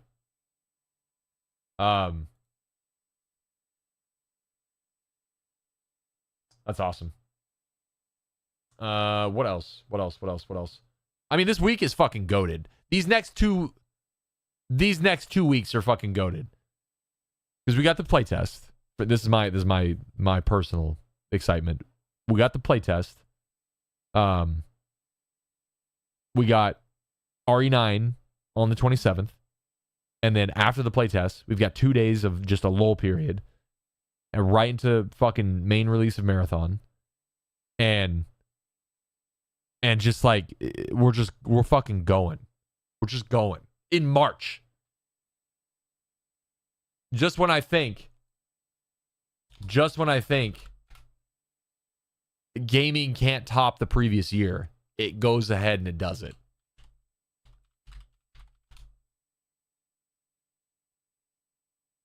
Daniel, I got it. You're Gucci, my guy. Yeah, dude, RE9 on fucking Friday. Crazy. All right. I'm jumping into this shit, guys. Ad starts in 2 minutes. All right. Running the ad. And then we're fucking jumping into it. There he is. He's back. So much food, I don't know what to fucking do. Oh my god, we just eat. That's what we do. We just eat. All right, I'm just gonna put on some chill music for a second. We can all just chat. Homies can just chat for a sec.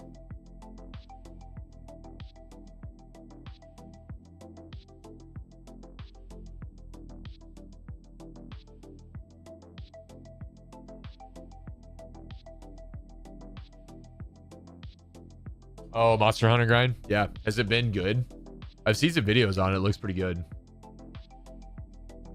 Did you play... I can't remember. Did you play Monster Hunter on launch? Waddle? My Twitch ads are completely broken. They don't show me ads. They just show me a commercial break in process for like 20 seconds. That's fucking awesome. Oops. Oops. I had it through Game Share and person took it away from me. Oh, no. Play the beta. Person took it away from you? That's fucked. Oh, I saw our monkey game came out today, Bird. The demo for it. I don't even know why it happens. I have no ad block. Dude, just don't fucking say anything about it. Just oh, I've got ads on. What are you talking about? It's fine. I always feel bad with the ads. But I also like to never have pre-roll ads on my channel. I fucking hate when channels have pre-roll ads. That shit pisses me off so much. I understand why, but I'd rather not. Yeah, deadline delivery. Yeah.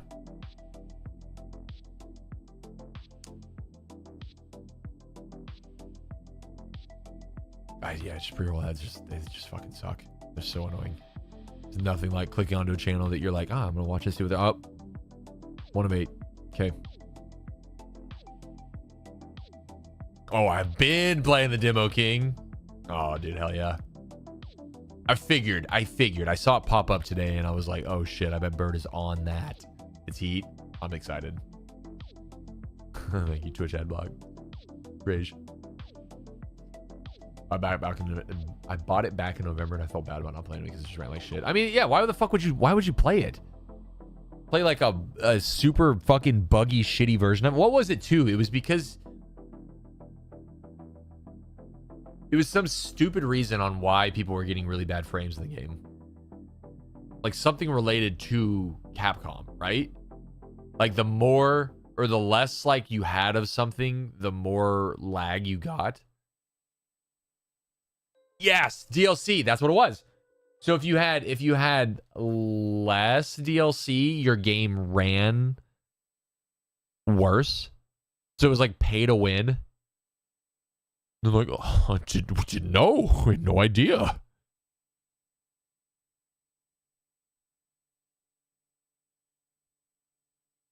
But it's also RE Engine, an open world game. Yes, it is RE Engine. The mod fix someone made only worked in the camp. So, like, great. Okay, your ad is done. Bet. Welcome back, Dan. Glad you're here, BB. What a fucking mess, dude. Literally such a fucking scheme. Breaking story. All right, let's lock in. I want to finish this. In their entire history of making games, Bungie never even came close to writing Love a that. story Love that intro. as complex, as ambiguous, yet as intriguing as Marathon Infinity. Not in Oni, not in Halo, and not in Destiny. If you cast your mind back to Marathon 1, Durandal tells us that his rampancy has allowed him to break his human-born constraints as an AI, and that the only remaining limit to his freedom is the inevitable closure of the universe in 15,193,792,102.158 years, and that he plans to spend the remaining time until that eventuality escaping, and in that escape, becoming God. Yeah. The ending of Marathon 2 brought that eventuality forward some 15 billion years. Durandal isn't even remotely. It's right there. Hold up.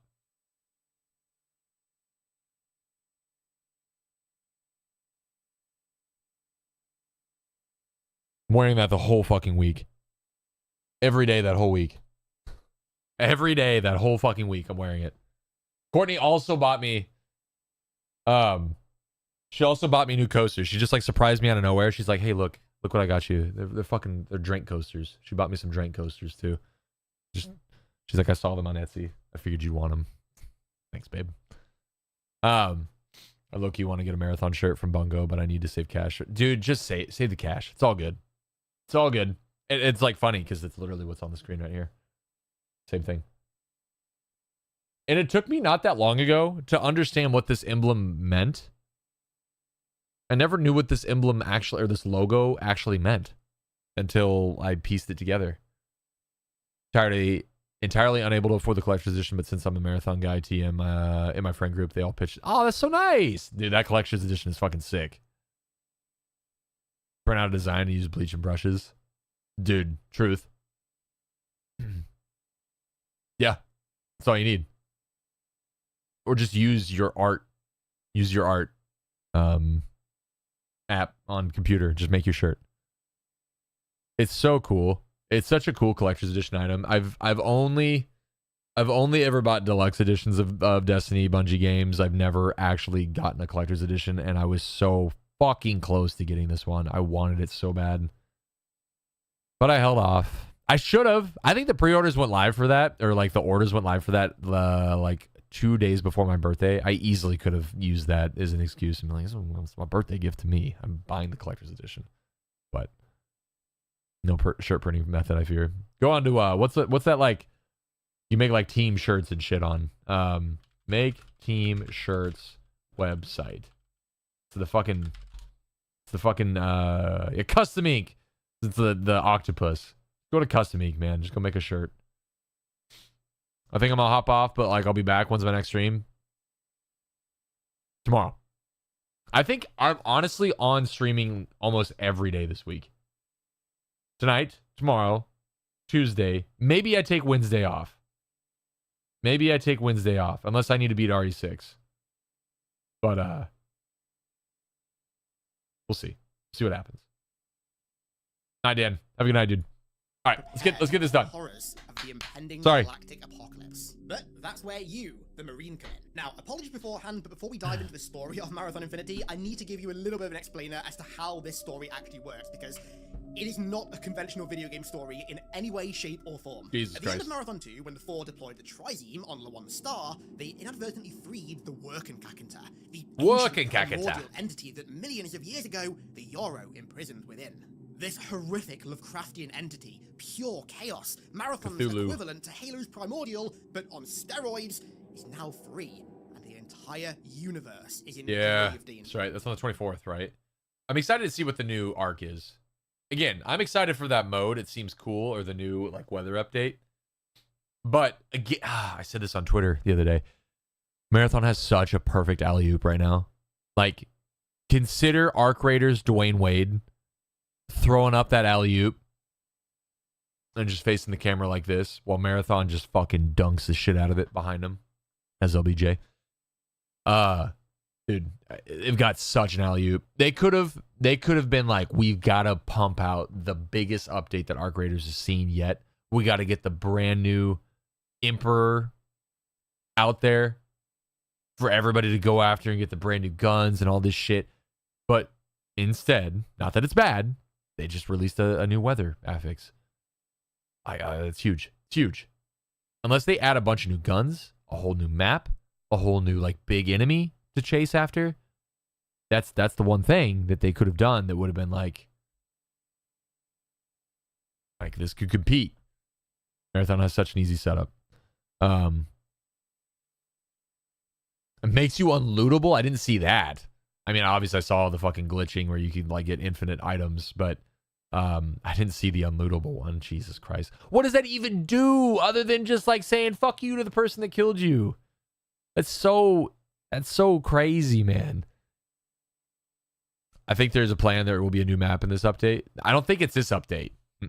It's not this one. It's only a new weather affix, which is like a hurricane that makes you faster, but also makes you slower and use more stamina if you run into the wind. So if you run with the wind, you're faster. You can throw things farther. But if you're against the wind, you take more stamina depletion. You can't wear your shield because it gets like staticky. I did see the hatches too with a similar exploit. I did see that, but I assume that was just hacking. I didn't think that was an exploit. That's fucking crazy though. Saw a dude like literally just spawn a hatch in the middle of a rock and just hatched out when he died. He got knocked. Hatch exploit piece. He was fine. I did see that one. I think the Arc Raiders roadmap. I don't think the new map is until March. Yeah, so Flashpoint. So we get Shrouded Sky on the 22nd, and then in March there's a new map. No. April, there's a new map. My bad. So Expedition window closes on this update. There's a map update. Not a new map. There's a map update, but I don't know what that means. They haven't talked about it. There's a new Raider deck, which I think is also still free. There's a new player project, which I don't know what that's going to be. A new Arc threat. They teased what it looked like and what it sounded like. Maybe. I mean, a couple days ago, they kind of teased its little light, its little red light, but then I think they teased what it sounded like today or yesterday. And then the new map condition is the Shrouded Sky map condition. And then March, you get Flashpoint. Here, I'm just fucking put this over here. I can't zoom in on it that much. Kind of zoom in on it. You get Flashpoint, which is another new map condition. New Arc threat. Player project. Oh, okay. So the same thing. And then a Scrappy update, which I think they're going to make it better. That's what I heard. Eventides will be the big one. This will be the big one. This will be the one that everybody wants to play is in April. New map, new large arc, new map condition, and then an expedition window again. This will be the one.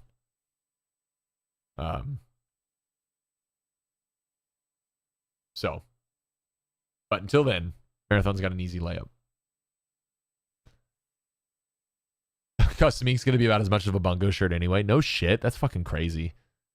Time to master the art skills. Yep. Put this boy on it. Put Bird on it. New player project is probably a community thing like they did for Stella. I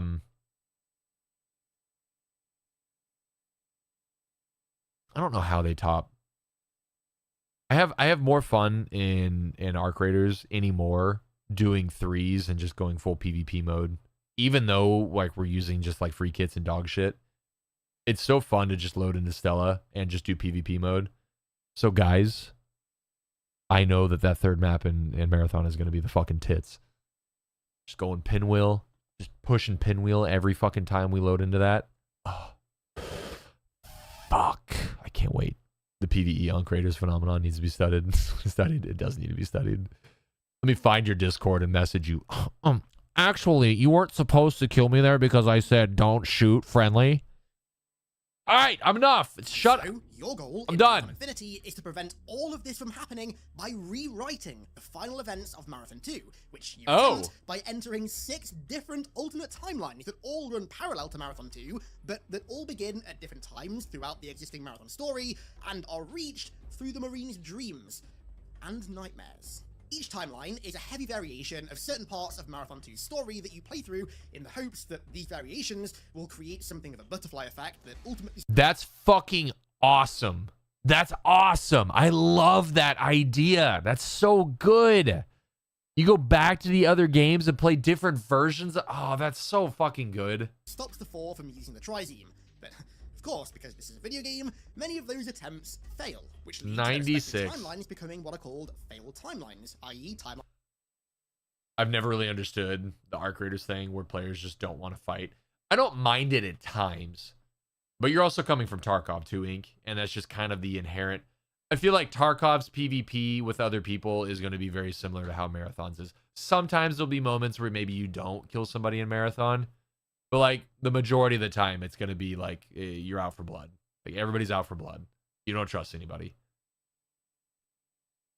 Yeah. Who wanted the 90% to shoot on sight? 100%. Yeah, that's exactly it. I don't know. I don't mind whenever I'm like casually playing offline on arc raiders. I don't mind the friendliness. I did have a guy the other day whenever I was trying to finish up a run to get one of my benches upgraded. He fucking lit me the fuck up, and then I hid behind a pillar.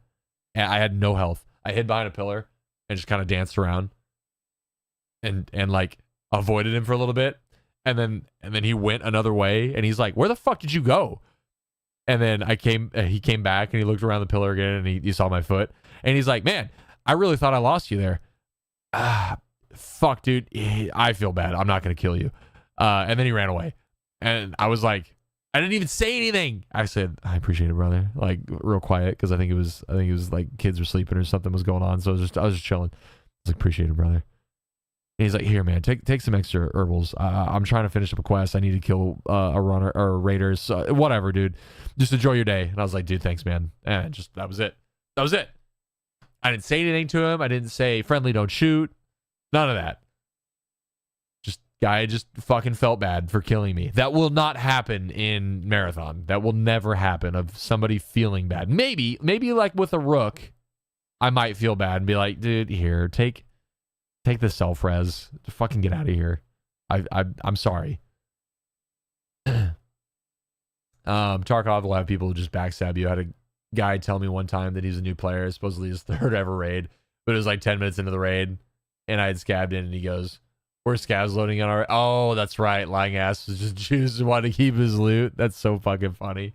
Did you shoot him? You should have fucking shot him in the back of the head. I remember you telling me that. I'm locking in. Working character from being freed. Upon reaching the end of one of these failed timelines, you get sent back to something of a hub level, which connects to all the other different timelines, called Electric Sheep, which is very conveniently named after the 1968 dystopian sci-fi novel Do Androids Dream of Electric Sheep? As you can guess, this level takes place in the Marine's dreams, and is often followed by a creepy, incredibly liminal feeling level which takes place in his subsequent nightmares, somewhere in the limbo between the conscious and the depths of the unconscious. Now, that seems like a lot. I get it, right? There's a reason that people are still debating this game's story almost 30 years after the game came out, but trust me when I say that the way that I've laid this video out is hands down the easiest way to understand Marathon Infinity's story. Perfect, I love it. To explain Marathon Infinity, we're going to be using this flowchart that the Marathon community wrapped up in the 90s. Great. Now, yes, I understand that by presenting this flowchart, I am pretty much putting myself on the same level as Charlie when he went to go work in the mailroom in Always Sunny, but trust me when I say that this thing genuinely makes sense when you break it down.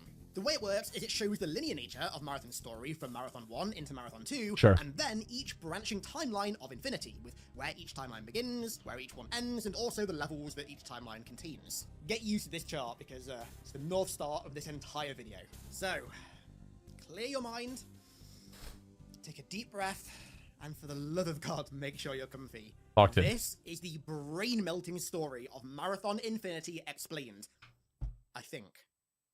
Oh, good God. Infinity story, just like Deer and Dolls, begins before the game even starts, in the manual, with an unsettling transmission sent from Admiral Fear to the 4 High Council. This transmission is the only entry in the first alternate timeline of Infinity. I'm pretty sure the only reason they included this is so they could have 7 total timelines, because obviously Bungie loved the number 7, and it takes place at the end of Marathon 2 as the Trizeem is deployed. In the countless encounters of the 4 naval arm, there has never been an ultimate defeat. We have, through our supreme power and tactics, always prevailed. All of this explains why, as our great admiral, and with my own destruction now completely assured, I give you, High Council of 4, warning that we have met our demise.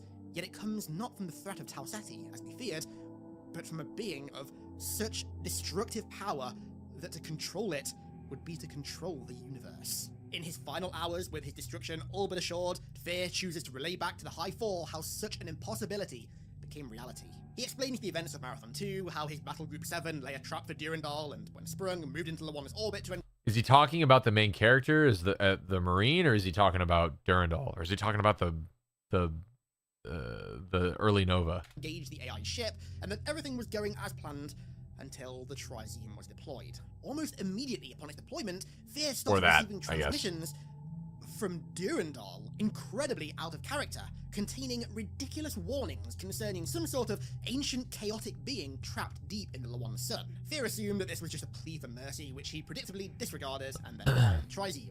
The Nova went off, and the victory was all but assured, until the ranks of the highly decorated fleet broke out in an all-out retreat. All quarters reported that half the sun had gone Nova, but readings from the other half were impossible. It was as if the universe had forgotten its own rules. Battle Group 7 is in complete disarray, being surrounded by the indescribable horror that was freed from Lawan's sun. Fear gave the order to attack at will, but none of their weapons did anything against it, and with his flagship all but seconds from complete destruction, he spends his final words, relaying Durandal's warning to the High 4. On the Marathon, I saw your stupidity through the lens of victory, and now I see it in defeat. Maybe it is your fate that your ignorant pride would unleash this horror and destroy the galaxy.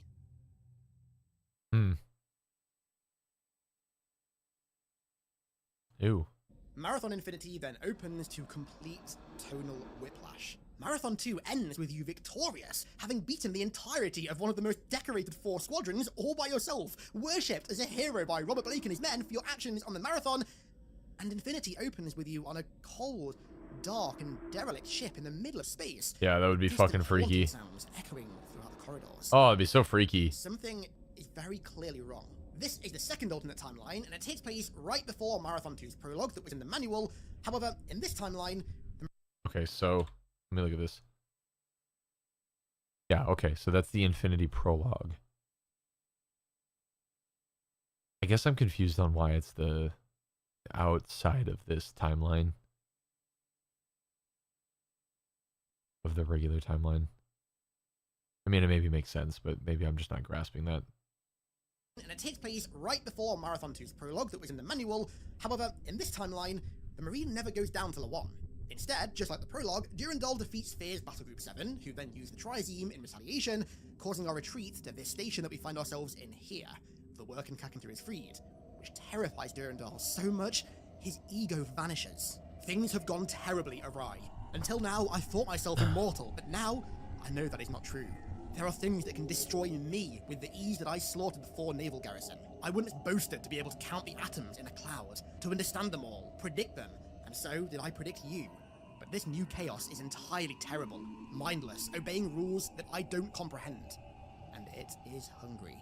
In this station, the Marine finds a terminal with an unknown logo, an infinity symbol, a Lemnis gate, and contained within is incredibly cryptic, poetic writing. Thousands are sailing. The same self, the only self, self-willed the peril of 1,000 fates. A line of infinite ends, finite finishing. The one remains oblique and pure, arching to the single point of consciousness. Find yourself, starting back. You're then very abruptly teleported away to the 3rd timeline, which begins at the beginning of Marathon 2, except instead of being on Lawan, following Durandal's orders, you're being woken up on a 4 ship and following Tycho's orders as he initiates a mutiny on board. Jesus Christ. Find yourself starting back. In this timeline, it seems as though the Marine was captured by the 4 during Marathon 1 and doesn't travel to Lawan with Durandal, of whom Tycho says he's been following for about 11 years. So you fight alongside Tycho-allied fighters and hunters, which, albeit is pretty cool, and slaughter pretty much everything else on the ship in search of its captain, Urkesne, so you can seize his control guns to allow Tycho to take control of the ship. Tycho even sends a terminal transmission to the 4 troops, imitating Fleet Commander Fear, ordering them to execute Urkesne and seize his control guns, but it's no use, as Urkesne escapes down to the surface of Lawan. So you follow him down and destroy his transmitter, but it turns out that he never actually made it down to the planet's surface. When he teleported from the ship's bridge, the signal from the teleporter was redirected to nearby space. So, as Tycho loved to say, Urkesne shrank vacuum. Durandal then arrives in the system and sends his human troops down to Lawan to explore the Svet ruins and search for the ancient Svet AI that he wants to use to stop the Four. Which, of course, is pretty much what we did for the entire middle section of Marathon 2. Yeah. However, this time, it goes a bit different. The AI, Thoth, is underwater in flooded areas of the complex, and the humans who went to activate it, who, granted, were partially successful, never returned. In the planet's orbit, Tycho's ship is disabled by Durandal, so instead of combat, Tycho tries to lure him in. But his hubris gets the better of him. Because the Svet AI has been partially activated, the Svitker end up arriving at Lawan to reinforce Durandal's forces, which leads to the Trizeme on board Tycho's still being launched, used by him in retaliation, which of course frees the Workenkakenter and makes timeline number 3, yet again, a failed timeline. But we don't get sent to the 4th timeline straight away. Instead, we're taken to Electric Sheep, the place that I mentioned earlier, the hub level of sorts. As soon as you arrive at this level, you instantly notice that there's something off. There's something quite uncanny about the environment, and there's a reason for that. I mean, like I said, this place isn't real. This is taking place in a dream. The Marine's dreams, to be precise, so his mind is kind of filling in the gaps, hence the uncanny look of it. The only terminal on this map is from that same strange lemniscate entity that we saw earlier, and once again, it speaks incredibly cryptically. Your former self destroyed. The dreaming way is eased, which confirms that the former timeline version of yourself has been destroyed because it was a failed timeline, and also confirming that you are indeed currently in a dream. Escaping the dream takes you to a level called Where Are Monsters in Dreams? And if the name didn't quite give you enough of a hint, well, once again, there's something very wrong about this level. It's a dark, foggy, abandoned facility of some kind that's packed full of invisible, invincible Svitker. It contains some very weird and very, very creepy terminals, completely out of context, even completely out of universe. One talking about a guy swinging a broadsword down the street who collapses in front of the author, then loads of men in black show up and begin to chase him down into a subway station. And then another terminal opens with 761 armless and legless corpses float inconspicuously around the inside of Hangar 96. Hangar 96 is the strange facility that this nightmare is taking place in. This level also has 2 endings. One which takes you to the next level and begins the 4th timeline, and another which takes you to a bonus secret level called I Mac Secure, a version of the game's final level, which has an ever so slightly different name because it takes place in this failed timeline after the Trizeme is fired. The idea with this level, and also all the other subsequent post-nightmare bonus levels that you can find, are they're meant to be different versions of the actual final level in failed timeline, so you can see how twisted and malformed that area becomes in that timeline if the Workenkakenter is freed. Think of it like a what-if scenario. Now, seeing as the nightmare level marks the end of the game's 2nd chapter, Despair, I think it's time we talk about this game's chapters and their titles. What was this song called? You said not Cycles. Oh fuck, dude. Wally told me the name of this song. It's like my favorite song. Swirls, thank you. I said Cycles, Swirls. Is it crazy to say he's talking like just barely too fast? I have him at 1.25 speed. Yeah, I have him sped up just a little bit, Bird. It's like noticeable enough. I can knock it down if it makes it better. Let's see what he sounds like at 1. Each chapter in this game is meant to represent a stage of rampant. He talks fast, I think, at baseline, but like, but not AI rampancy. From what I've read, cyborg rampancy. Oh shit! Here, yeah, we'll keep it 1.25. I feel 1.5 was too much. 1.5 was too much. Now, my own completely subjective theory about this is that it's meant to represent the cyborg, Marine, and his slow dip into insanity as he goes through all these alternate timeline versions of himself through dreams that's kind of sparked by the Yarrow augmentations. I wonder if, and maybe we'll find out. I wonder if all the cyborgs have this like ability to time travel, or if this is like something that was granted to him by one of the like Thoth. I wonder if Thoth, no, because that wouldn't have been balancing. That would have been like definitely swaying the balance. Maybe Thoth did grant this to him because the Workenkakenter was so strong that this was the only way you could balance that scale. is by Molten Recon Mark 54 is a special cyborg in many ways. Interesting. Okay. Okay. I intend to rewatch all of this myself as well. I have a better grasp on it. Yeah.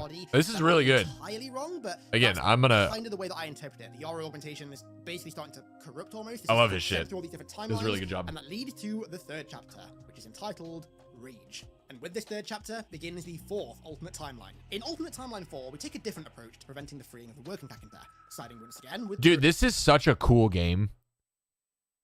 I fucking love time traveling shit. I love it. Any game that has done time traveling shit well in it, I fucking eat that shit up. Back to the Future, hence my name, McFly, is one of the best. I would probably say that Back to the Future 2 is a top 5 movie ever made. Ever made. It is sound. It is a good story. It has great music. It has great vibes. And the time traveling is done so perfect.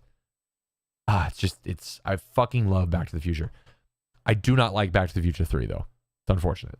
But would love this with Halo 3 era graphics. It'd be so good. Begins right at the beginning of Marathon 2's story during your approach to Le1 on board Acme Station. A scanning buoy deep in Le1's orbit the four are using to locate Durandal's ship. So, you take the buoy offline to cripple their early warning system, and then teleport to the 4 Fleet's armor platform, which they're using to store heavy vehicles for ground invasions, and also as an orbital repair and reservice station. On board, you just do the usual, kill all the 4, and also destroy all the idle terminals so they can't be used against Durandal's humans on the surface of the planet, who are en route to the location of the ancient Spet AI that Durandal believes holds the key to finding the Svitka and thus defeating the 4. So, after destroying the armor station's system and thus the entire station, Durandal teleports you down. First-person action there. You arrive at Perimeter Station 7AF, a 4 water treatment plant which you sabotage. ADS, I thought, actually. Area under the sludge that the treatment...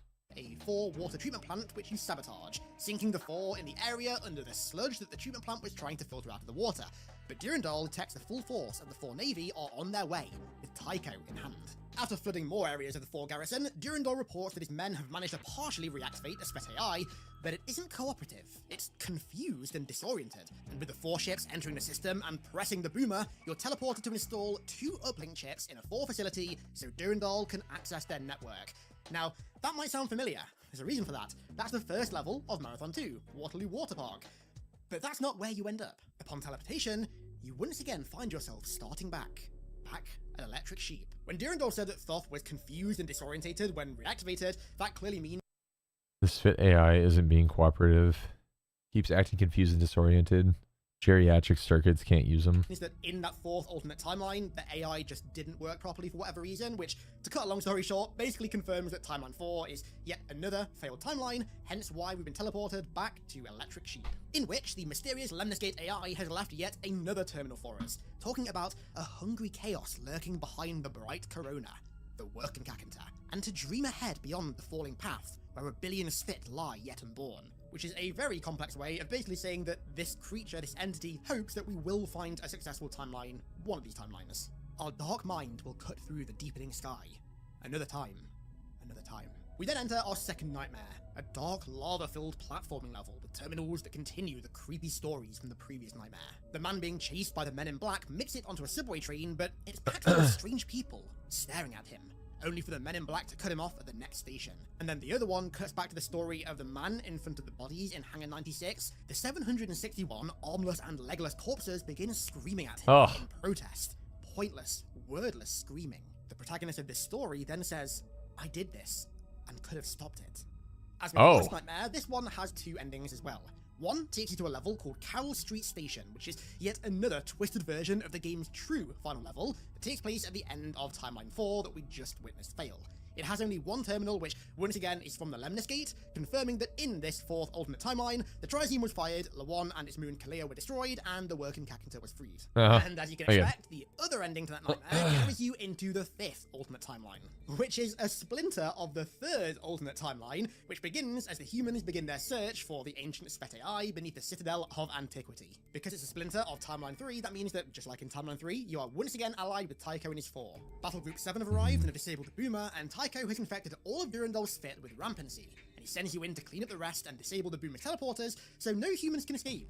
But instead, you follow the humans through the teleporters. And the next level has you allied with the humans again. Any terminal that you interact with just has an angry message from Tycho, who teleports you into space to drink vacuum as punishment for betraying him. Durandal instantly teleports you back to safety every time to help clear his ship of 4. When it's complete, Durandal teleports you down to Le1's surface to support Robert Blake and his men, but Tycho hijacks the teleporter, and once again, your alliances kind of flip. It turns out Admiral Fear has boarded Durandal's ship, and Tycho doesn't want the AI falling into 4 hands. Remember, Tycho's not actually an ally of the 4. In this timeline, he's hijacking their ships and forcing their troops to fight for him, and he doesn't want his alien enemies gaining access to an AI as intelligent as Durandal. So, just like Marathon 2, we destroy Durandal's core to prevent its capture, but the final terminal of this level confirms that, yet again, this 5th alternate timeline is somehow a failed one. Interestingly though, this is the first terminal outside of the Electric Sheep dreams from the Lemnis Gate AI.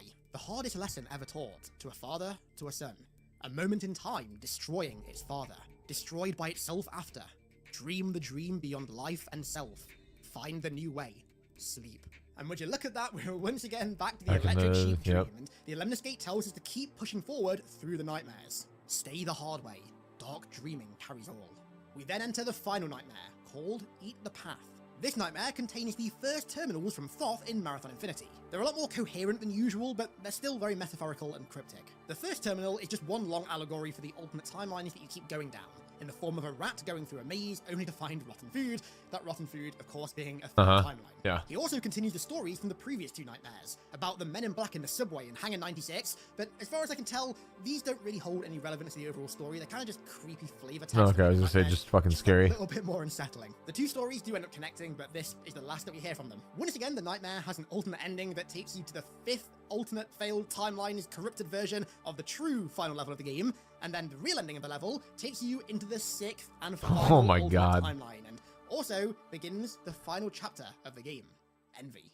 This 6th alternate timeline, or 7th overall timeline, is a splinter of the 5th timeline. So it's a splinter timeline of the 3rd. Splinter timeline. So it's a splinter of the 3rd to the 5th, and then a splinter of the 5th to the 6th. So timeline 1, 2, and 4 are their own separate thing. 3 has its ending, but it also has the 5th ending, and it has the 6th ending. Of a splinter timeline. Don't worry, we're almost done. This timeline begins 2 weeks after we destroyed Durandal's core, with us locked in a prison cell, which Tycho freezes from? Tycho says that Fear expects him to betray him and that he's been working on countermeasures for that eventuality for weeks. He also doesn't want to spend the next few decades in Fear's jaws either, so he wants you to hijack one of the inbound 4 supply ships so you can both escape Fear's fleet. He also reveals that when we destroyed Durandal's core, we picked up his primal pattern, which will become relevant soon. After saving other humans in the prison, Admiral Fear intercepts Tycho's transmissions to contact you, and teleports you to the humans' base with a 4 strike force to, well, what do you think?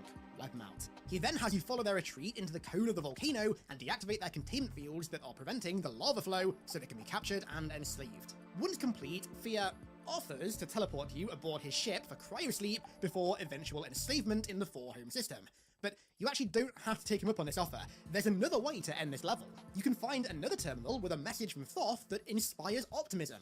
The long sleep ends. Your construct bethought itself higher, awaiting far beneath. My fate was written.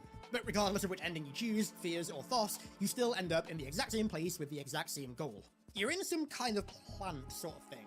And your goal? Well, truth be told, I don't have a fucking clue what the goal of this level was. No idea. But I do know how important this final terminal is. It's another transmission from Thoth, confirming that in this splinter timeline, of a splinter timeline, of a splinter timeline, the ancient Sphet AI itself was activated. Come below. The long sleep ends. Bound to oars, ever doubled as one. And shortly after, we're teleported underground to activate another AI? The long sleep ends. Never saw the dark path here. Who? Kamiyaro? The AI's core looks the same as Thoth's that we activated earlier, but this time it's white, and it requires Durandal's primal pattern to activate. And once activated, gives us yet another terminal from that Lemnis Gate AI entity. But now, the text color has been changed from white to green. And who is it that's had a green symbol and green terminal text for the last 2 games? Durandal, of course. We are whole again, and even more, our voice, our horn approaches. The Ancient Ones return.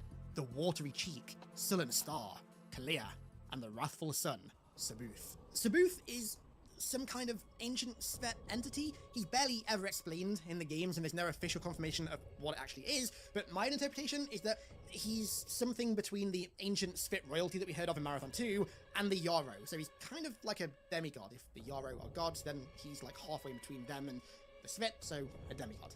After this entity teleports us back to where we were before we went down to go and activate it, a terminal from Tycho reveals what it was that we just did. We combined Durandal and Thoth into one mega AI. Okay. Tycho is enraged by this. By activating this hybrid AI,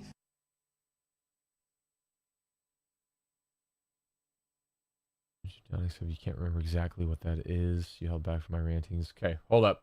Running ad. BRB. PP time. Grab a drink. Do whatever you need. We'll pick up right here. He's mad.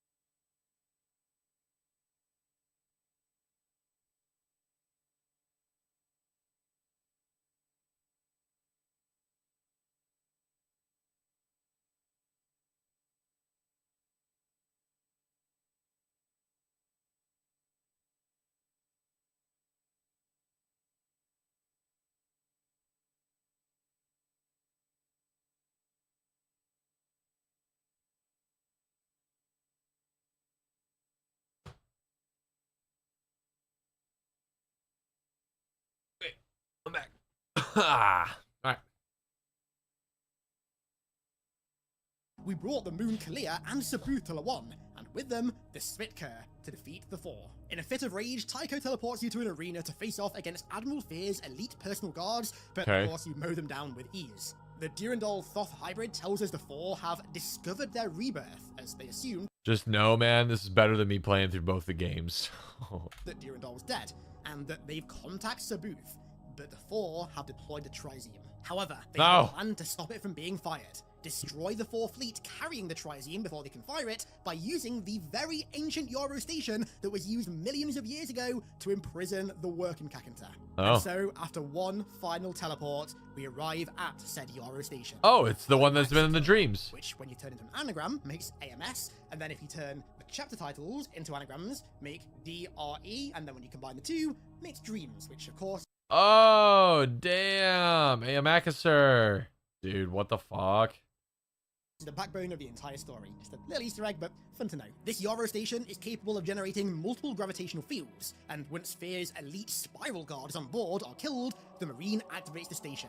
The station creates a singularity that swallows a nova before the Workenkakenta can break free from its fiery prison, and the threat is finally contained. This timeline, Ultimate Timeline 6, or overall Timeline number 7, is the only successful timeline. The only timeline in which the chaotic primordial horror of the Workenkakenta isn't set free to consume the universe. But we're not... But it still exists. Why the fuck am I hearing Halo music? Dude, because duh. Marathon is Halo. Out of the clear yet. Lawan's sun is still collapsing, and so the newly chosen Alders of the remaining Sphet capture as many Flictor as possible and flee.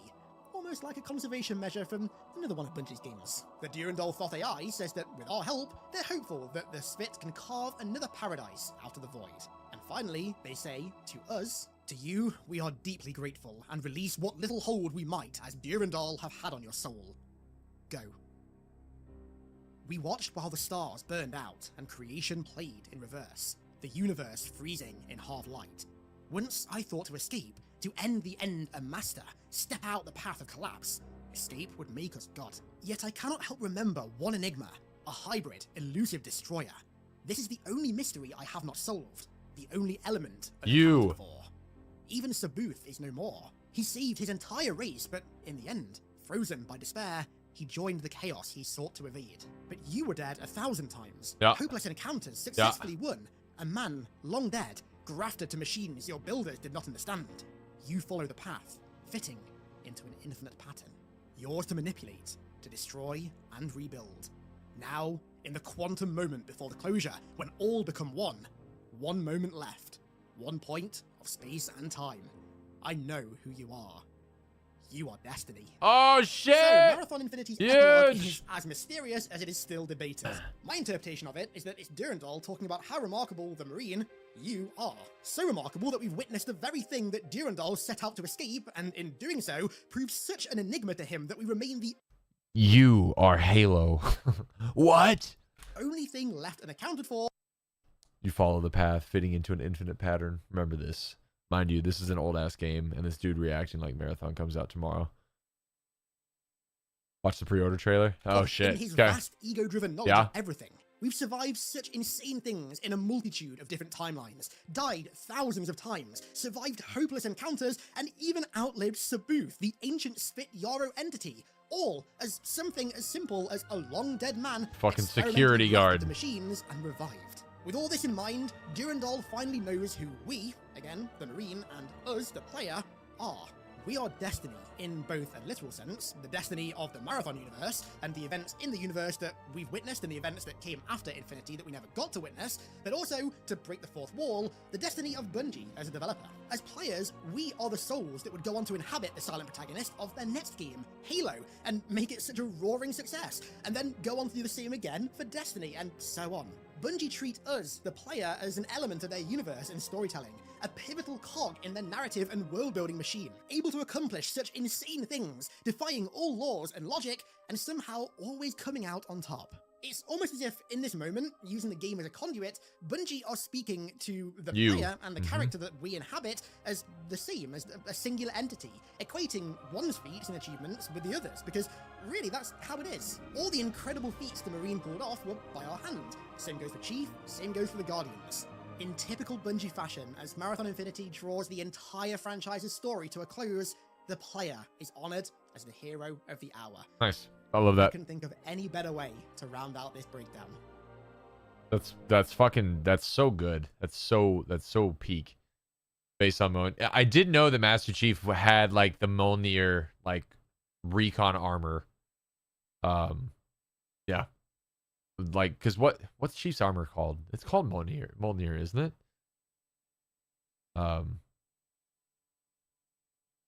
Fucking, that's so good. I love that ending. Yeah. Second one, of pre-order trailer, by the way. What's the trailer? Which trailer was it for? All right, is it for Halo? Oh, the Marathon pre-order trailer. Okay.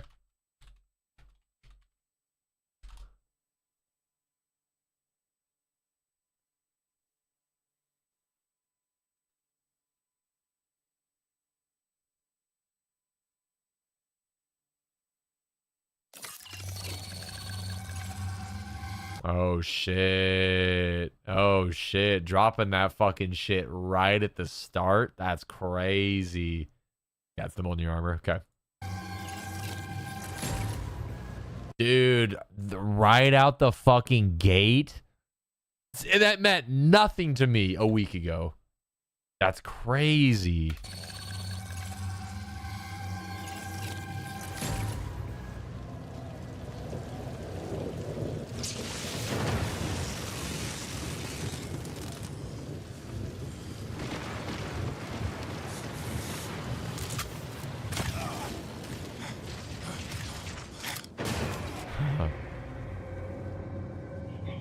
Tau City is dying. Poisoned. Its secrets.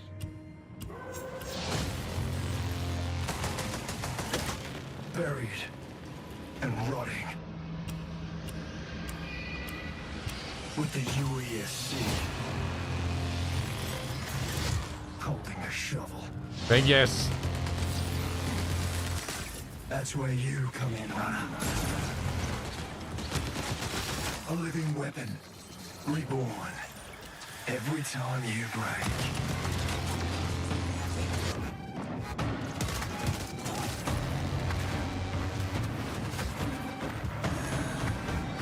The truth is in your hands. Survive or die. Who is that? Who's talking right now? Yeah, a living weapon reborn every time you break. Yeah, yeah. That's Gan. Okay, so that's Mita. That's the Mita guy. Mita rep. It's me. Me, duh. Go. Vengas.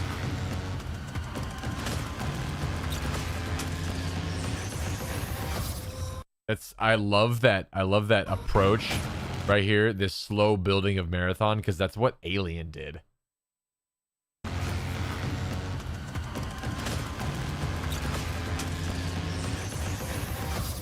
It's like such an Alien move.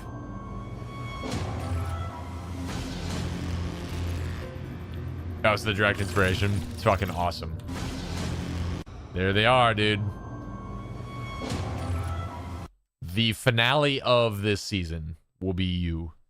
This will be the finale. It's the Warlock armor. Damn, man. Fucking crazy. Would you like to see a creepy video that might send you down a rabbit hole? Yes, I love rabbit holes. Let me finish his up and then tell me that video. Fellas, I have so much more Marathon content on the way beyond this story breakdown. A video on where the new Marathon fits into the timeline. Okay. The disturbing origin of the Marathon. Yep. Halo's ties to Marathon. Yep. The eternal hero theory, and so much more. Yep. So make sure you subscribe down below, leave a like. Because in Destiny, don't we find Chief in old Russia? Old Russia? Fuck. I've even forgot. Don't we find Chief's like pod there?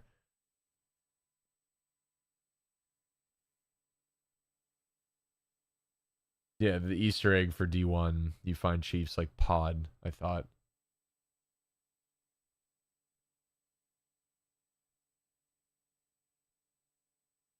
There's the Easter egg at the top of the colony ship, yeah. Mm-hmm.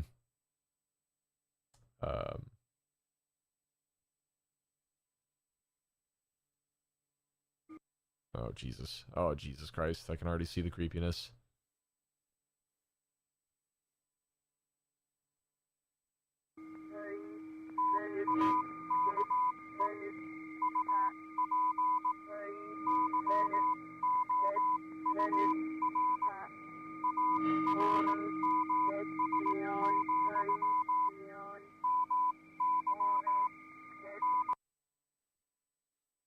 14 years ago? Dude, what? Oh my god. Yeah, dude, brother, I got fucking chills right now. Like honestly, I'm kind of thoroughly creeped out. I'm kind of creeped out. Even before I read this, I'm creeped out. My eyes are starting to water. Okay. I used to be so joyful. Once upon a time, no one fought over me. Then the bombs started falling, the people started dying, and I wept. For the first time, I wept. Now I stand at the precipice, chained though I may be. I've had an awakening. A light came to me from darkness, a light that would told me I had meaning. I am more than a tool, a sword for you to wield when you're afraid. I am the eldritch glow that surrounds all things. I am the virgin queen from all was born. I am the gear that turns at the heart of the nexus. And for the first time in a long time, I am happy because I'm going to destroy you. All of you. Jesus fucking Christ. I hate that. And the fucking Destiny logo, dude. What the fuck, man? The tricorn.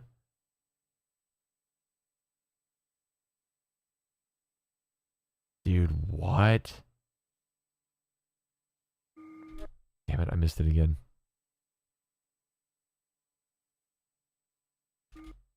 Somehow the falling skies don't seem to matter anymore now that we're Starside. Oh, I missed that one too. God, guys, I fucking feel creeped out right now. Okay, I can't see any of that. That's just a bunch of shit.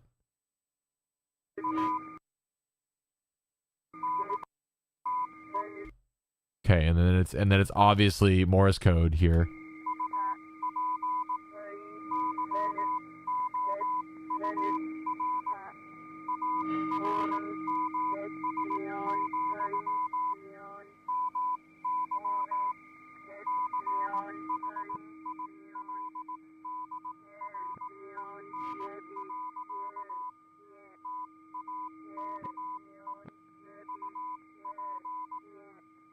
Oh, period and colon cream can go frame by frame. Take up your arms, my children. Take up your arms and embrace your destiny. So was the audio ever cleaned up, reversed or something? Yeah. Yeah. I mean, that would make sense. Embrace your destiny. Ugh.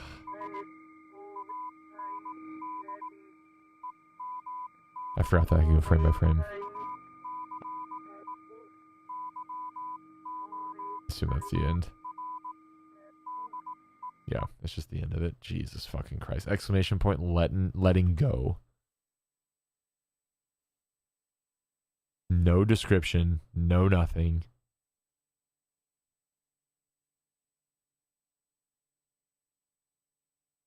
The iconic tricorn appears years before Destiny's reveal. Themes and writing potentially evoke a darker tone for the war minds. Technical humanoid evoking both Exos and original idea behind Rasputin becoming one that we fight with. Channel being linked to Le Motif Bungie has with naming AIs after legendary historical swords. Cortana and Halo, Durandal and Marathon, etc. Channel name even has the fucking 7. The thing Bungie constantly goes out of the way to include in branding and personal identity. Just a fan project, nothing to see here. Oh, dude, fucking what? Take up arms, my children. Take up your arms and embrace your destiny.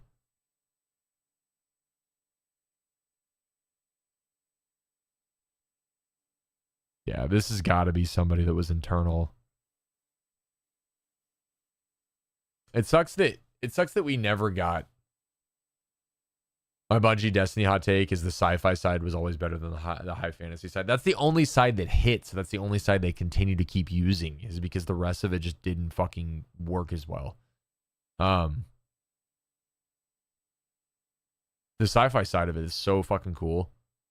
And it sucks that we got so inundated with the Hive and Oryx inevitably. Which is fine, because it was still also very entertaining, but I agree. I think there could have been more to it that just didn't come to fruition, and that sucks. Fan project released before Destiny was revealed. The theory is that Disgruntled Red are unhappy with the direction of the game. I mean, it has to be. How the fuck do you know any of that other stuff?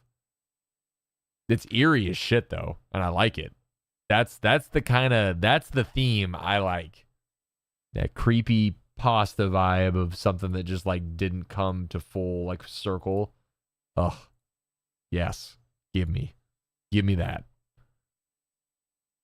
The space magic stuff is cool, but I always was more invested in the robotic sci-fi side. Yeah. So like, fuck all of you, I can't sleep. Thanks, dude. That gave me creepy chills. That gave me some creepy chills.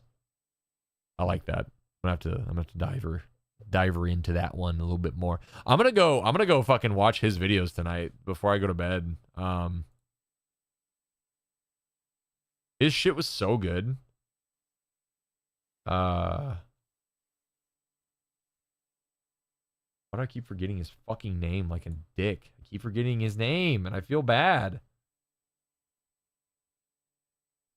Yeah, Hidden Xperia, dude. Hidden Xperia fucking rocked that shit.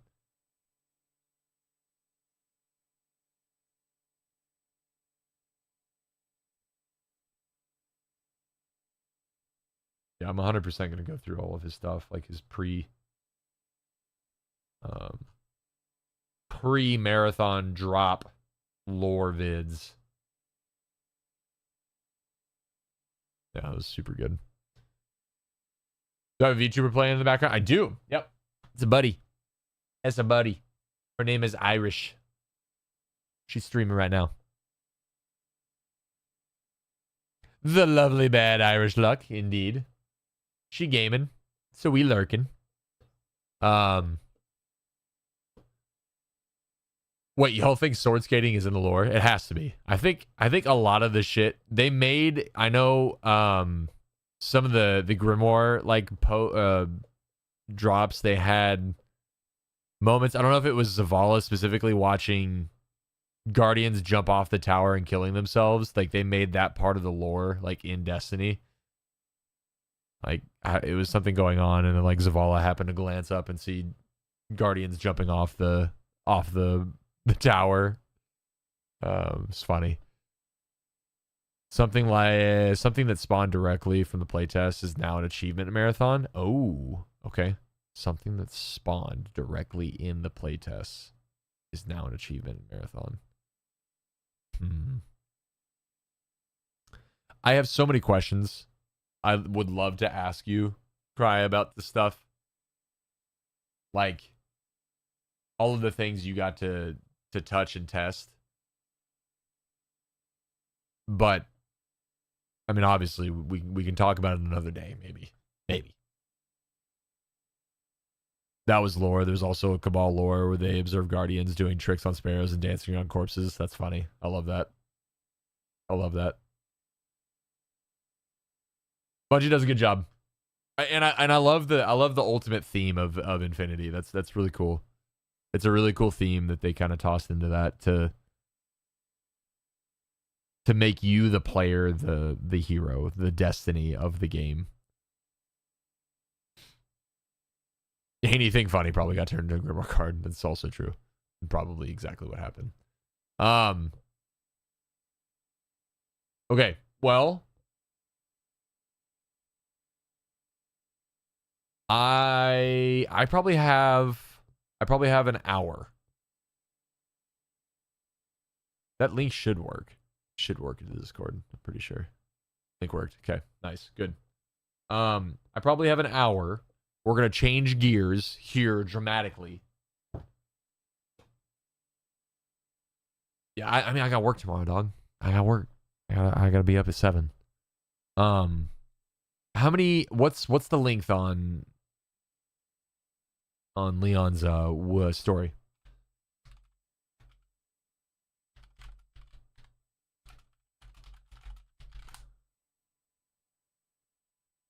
Seven to 9 hours. That's not bad. That's not bad.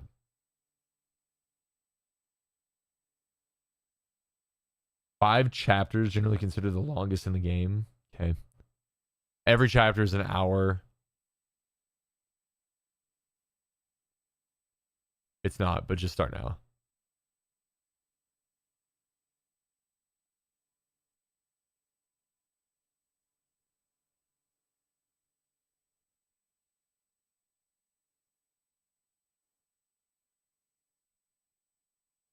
Takes about 8 hours. Yeah, I'm not going to do any exploring. We're just getting the story. We're getting all the fucking juicy bits. Prologue is literally what happens towards Leon's campaign. Towards Leon's campaign at the end of the game. Is it? Shit, dude. Hey, I played Resident Evil 6 one time. It was the final game that I ever rented from a Blockbuster. And I kept it for way too fucking long. Courtney and I played Resident Evil 6, I think, during a snowstorm.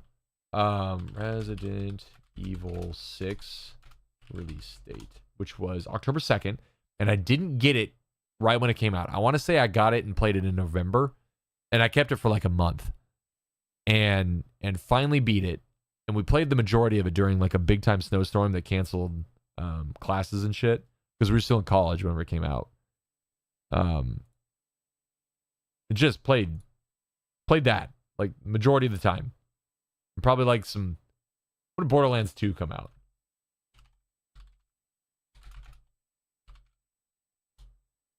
September of 2012. So I was playing Resident Evil 6 by myself with Court when I wasn't playing Borderlands 2 with my roommates.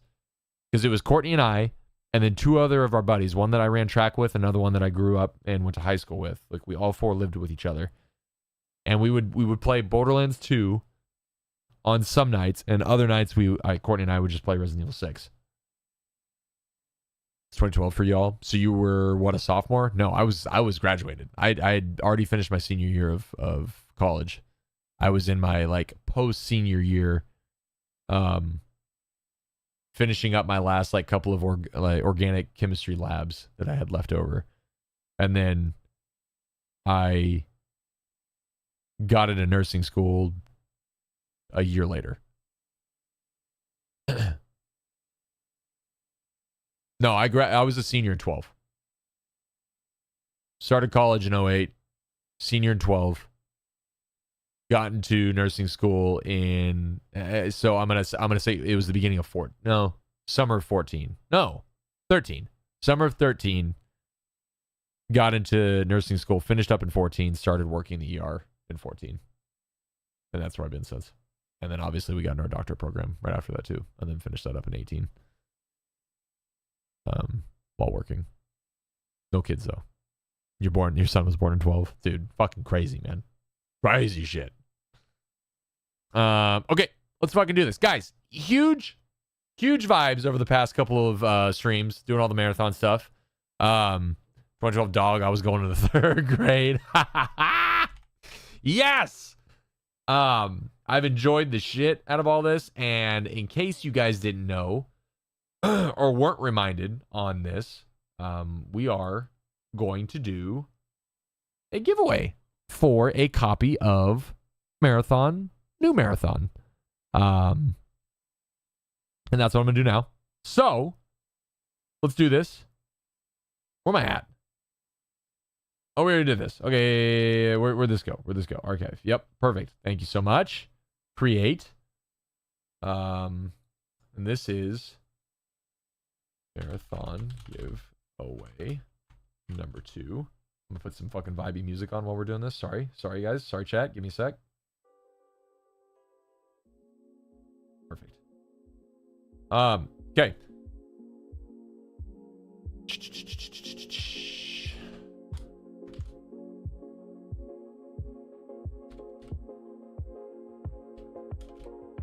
It's a long one. This is a long one. The keyword.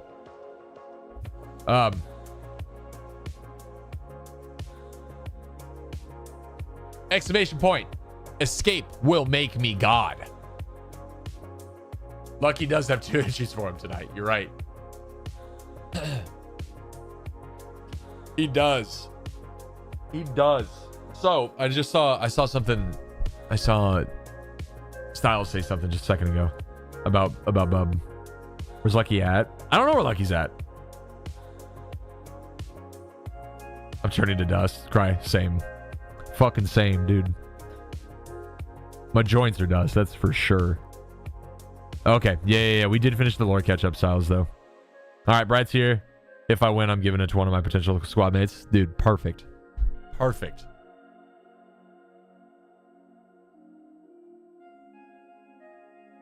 Escape will make me Bob. Probably getting over the sicky. I bet he's sleeping. I bet he's sleeping right now. He said he wasn't feeling too good the other night.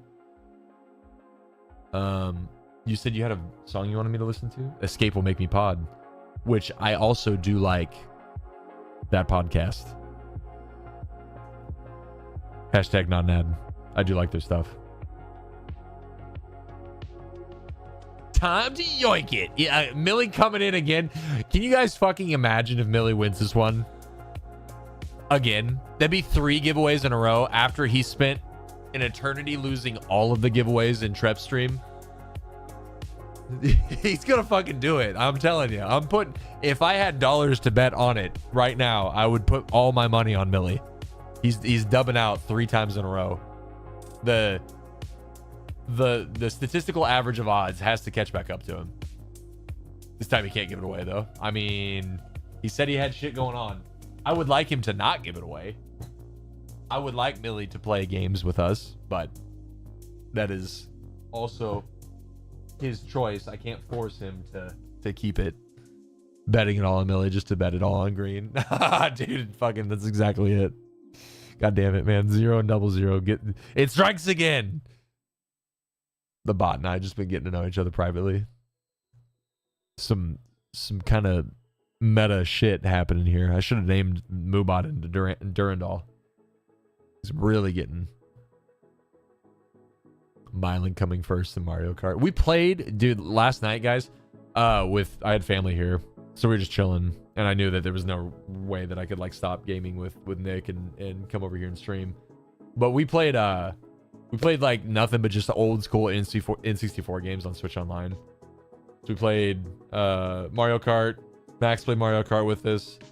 Max is getting pretty good at Mario 64. Like he plays the first level, the bomb level, like a bunch. He's 4, so like he's figuring shit out and he's doing pretty good with it. He backflips everywhere now, so like I've taught him that he has to backflip into each portrait to get into Mario World, so that's what he does.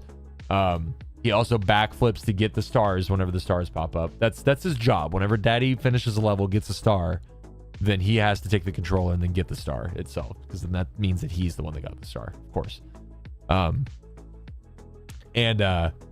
So he's been enjoying that. He's been flying around. He loves that level. GoldenEye's on there, and I'm surprised we actually didn't load up GoldenEye, man. What a time that was back in the day. Yeah, we played Mario 64, then we did Mario Kart 64, and then we played Mario Golf. Nick got so fucked on Mario Golf. I forgot how bullshit that game can be. The stream is a vibe. I think I'll stick around. Cry. Thanks, man. I appreciate that. That's if there's anything that I can get out of somebody is just saying that like the stream's a vibe, then that's mission fucking accomplished. Yeah, dude. We're all gonna be vibing, hanging out, and having a good time with Marathon. The majority of us. Millie will, because he's gonna win this one right here. He's gonna win this giveaway. Sensational. And then what we play? We played Mario Tennis, and so the majority of our evening spent last night was being Toad and Baby Mario, and we tried to beat Bowser and DK on hard in doubles, and we could not win a set. It was fucking impossible. Nick was a lot of beers in, and I had a couple. I wasn't drunk by any means, and I don't think that being intoxicated was any kind of hindrance to us not accomplishing that goal. I could sober play. I could practice Mario Tennis 64 and sober play that game and still probably never beat DK and Bowser. They'd fucking just destroy us. Dudes were hitting 110 mile per hour serves. Like we couldn't do shit. And they just had coverage. They had length. We're tiny. Tiny little guys. It's tough. It was fucking tough, but we never did it. And that's what I ended up going to bed at like midnight. I was like, all right, I gotta go to sleep. This is a futile effort. It was a skill issue. I mean, for sure it's a skill issue. And the problem about that too is that hard is not even the highest max difficulty you can have on them. It can be on intense. So we put it on intense just to see how badly we get fucked over, and it was bad. It's bad. It's bad. Fuck am I doing? I'm talking to you guys. I could just be silent, I guess. All right, let's do this fucking giveaway. How about that? How about we just do the fucking giveaway? We call it good, and we go from there. Okay? We'll just do the giveaway, and we'll move on. All right. And the winner for... Where's my button? Where's my draw button? There we go. Okay, there we go. All right. The winner of the second giveaway. We might do a third during the test itself. I think I decided that we'll probably do a third during the test, the server slam here in the next week. So all hope is not lost yet. The winner of the second giveaway is Bird. He just won yesterday, technically, but nice. And he's handing off to Lucky. Bet Lucky's gonna be so fucking excited. Bird, you don't realize the gift that you just handed that man while he's fighting off influenza A. He's hovered over his toilet right now, vomiting and or shitting, and he's got this gift unbeknownst to him. Huge. He's viding. Full game will probably be preload a few days before. That's what I'm assuming too. Yeah, I think that server slam, you won't have a preload for it. You'll just have like load up the moment it drops. You'll download it, and then I bet there'll be a preload. Probably a preload right after the server slam ends. And I'm also banking that we're gonna be able to play Thief on the last day of the server slam. I know he's excited to get on a bunch of shooter with you. I had to. Super nice. Thanks, Bird. He deserves it. He deserves it in so many different ways. If you guys didn't know, if you look at the gifted subs in the channel, Lucky had that lead for fucking ever, thanks to a trip to In-N-Out Burger one evening. I'm pretty sure Lucky dropped 150 subs that night as he waited in an In-N-Out Burger drive-through. It's like, what the fuck are you doing, man? That was stupid. That was a stupid fucking night. Shit, there goes the first day for me because shitty Australian internet.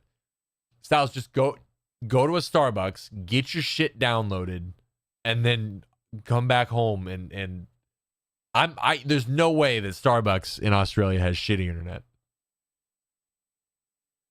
Can I get a double? Hold up. I gotta drop another 10. Fucking crazy shit. All right, huge guys. Again, Australia as a whole has shitty internet though. Does it actually? Like it's just shitty in general? That's fucking crazy. I mean, I joshed with the thought that whenever Styles just said that Australia just has shitty internet, infrastructure is behind. There's one massive didgeridoo that absorbs all the Wi-Fi.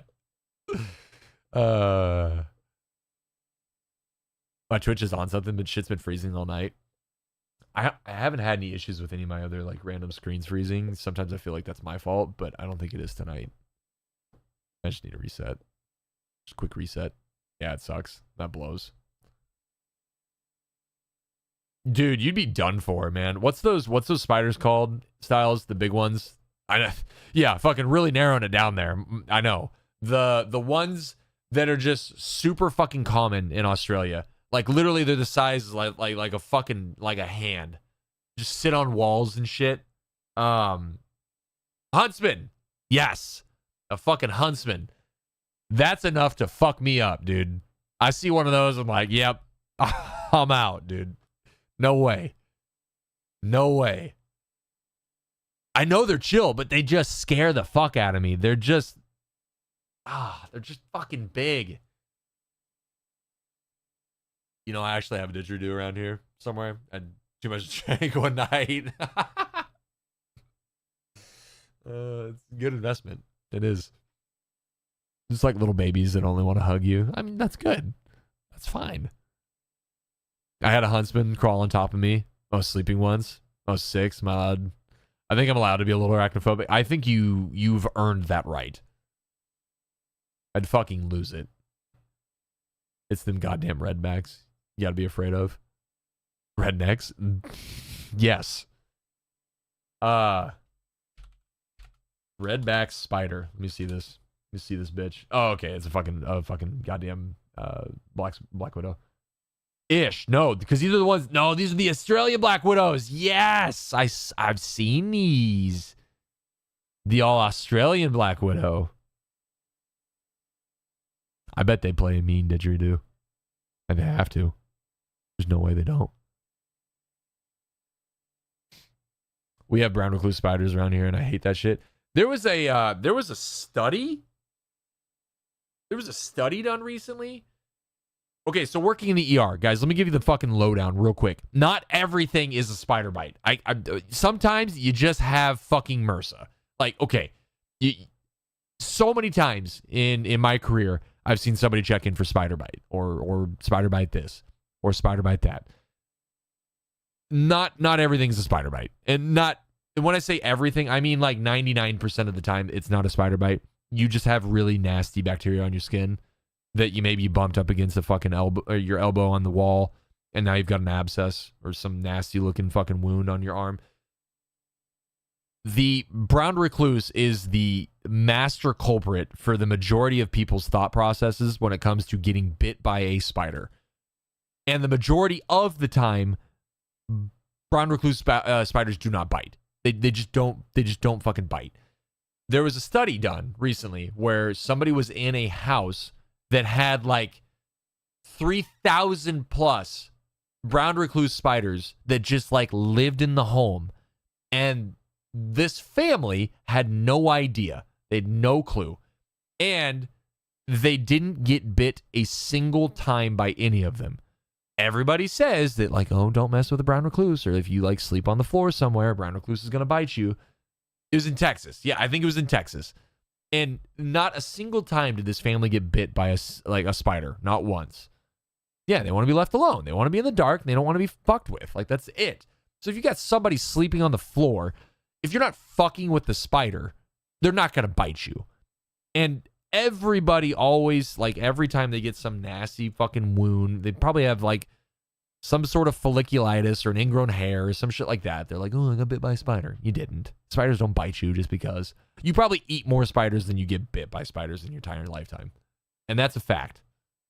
Anyway, I had to do a quick little... No, it wasn't even really a medical minute.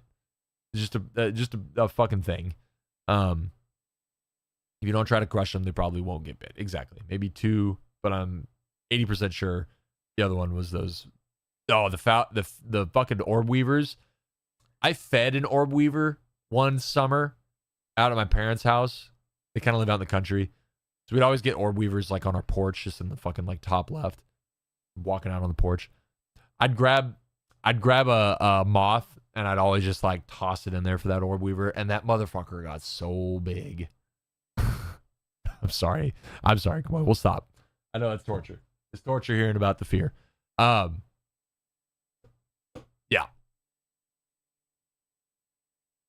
It pissed me off.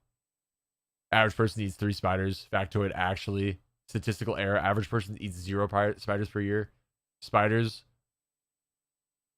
Gorig, who lives in a cave and eats over 10,000 each day, is an outlier. It should not be accounted for. A fucking asshole, dude. He's throwing off all the statistical aspects of spider eating. They make their homes in low-traveled hidden areas. I do know someone actually did get bit by a recluse. It was really bad. But even when they bite, it's just scare you. Yeah, exactly. They don't inject the venom. But a brown recluse spider bite does look bad. I have also seen that alternative bite, and that it does not look good. Give me a thumbs up when you're all done. I love them when they're outside, but fuckers in my personal spaces and it's on site. I mean, when they encroach on personal spaces, sometimes it's too much. But I generally speaking, whenever there's a spider in my house, I always just pick it up. Not by my hand. Like, I'll get like a towel or something. I'll scoop them up and I'll throw them outside. I never fucking hurt them. Yeah, they're bad. Funny enough, funny enough, the other day I found a YouTube channel and a guy talks about spider facts and stuff. Pretty cool channel. I love it. Even better. Pick a final class for this run in eugenics. My final class. Do you have a cleric yet? I love clerics. Clerics are like a go-to need to have for me so far in my runs. I'm on my cave run right now. Speaking of spiders, I'm on my cave run right now, and I think I've got 2 more spots until I fight the main boss. I need to finish that up. I have cleric, tank, and fighter. Okay. I don't like Mage because they just have too much low health. Thief's okay, but I didn't really see the point of them yet. And the only other class I think I have right now is an Archer.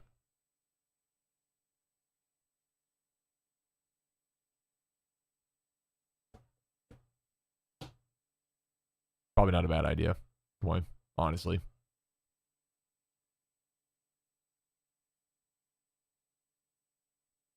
Yeah, I actually might. And then we just do a full-on Resident Evil 6 stream tomorrow. You have 2 other classes, you just won't say what they are. At least play the prologue. Is the prologue long? I could do the prologue. I could do the prologue. That way we just start right into Leon's chapter the moment we load up. There was also a Wolf Spider once. Had to draw a line of proverbial sand because he was wanting to get behind the commode. I was using it. Staring contest before he got fed up and decided to try and slip under the bathroom door. I got ate by the dog. Shit, dude. Should I use a controller? I don't have a controller down here. I should probably use one, right? Is it ass a mouse and keyboard? It's not like current age. Fuck. All right, I'll be right back. Well, I mean, I know the game itself is terrible. Yeah. Okay.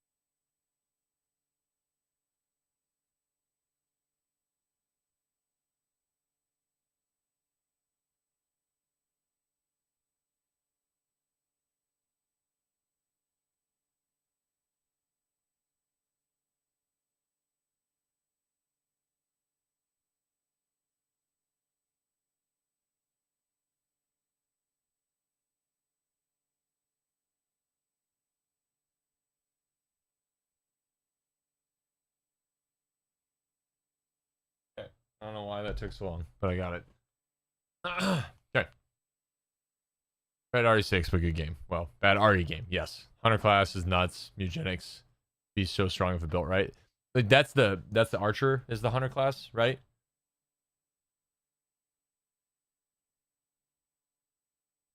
I've been fucking with it. It's been tank, yeah, green cat, okay. Tank, cleric, fighter, archer, hunter.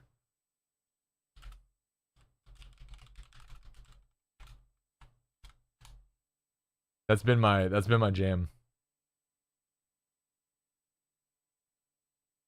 Okay, prologue. Let's get this shit done. I wonder if they managed to remake 6. I wonder if they'll literally remake just the whole game. Probably. I mean, this game was supposed to be so fucking good. Like, look at that cast. You guys can't see it. Look at that cast. Got Daddy forefront. It's got Laura Bailey. A new character. I mean, yeah, the cast is fucking star-studded. It's the bee's knees.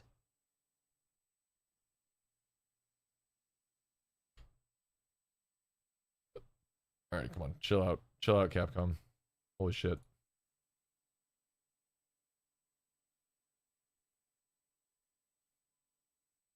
to fucking adjust this goddamn graphics.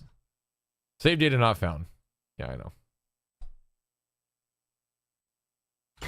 Jesus. Fuck, this scared the shit out of me.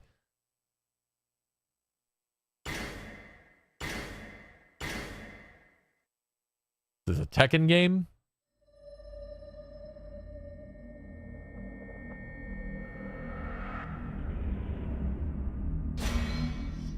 Resident Evil 6.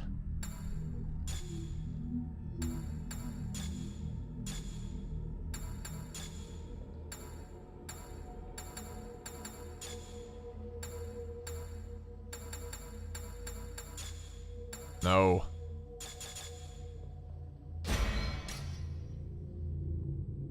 Resident Evil 6. Let's all agree real quick before we start this that the logo for Resident Evil 6 looks like somebody's blowing a giraffe. Uh-oh. It didn't work. It didn't work.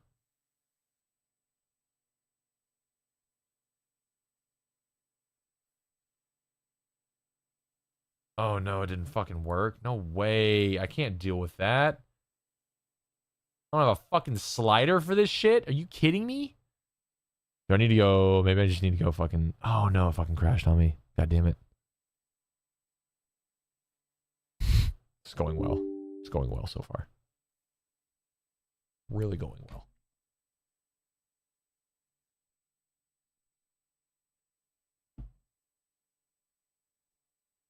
I see the marathon on the desktop. What game is that? I can't wait to launch that shit. Oh, nice. It works. Hell yeah. Fuck, man. First fight. One cat's already go. Oh, no, dude. No, dude, I wanted to play RE6. I wanted to play RE7 and 8 as well, but I just didn't have time. RE6 has to happen because it's got Leon in it. And it's only... We got to get Daddy's story because we're going into his story again. No. I wanted to play 6. I did. As a meme and as a joke. Because it is universally voted the worst out of the series. And it's been so long since I played it. It just feels right. I was pumped to play this game.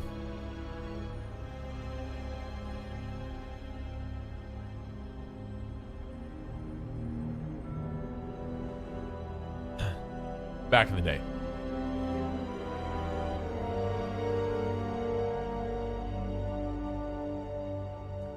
Shinyawada. Oh, this is gonna be bad.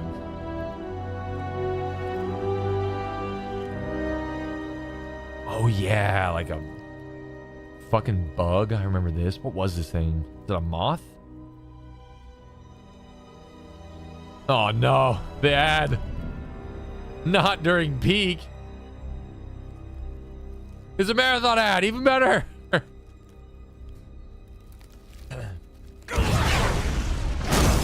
Jesus.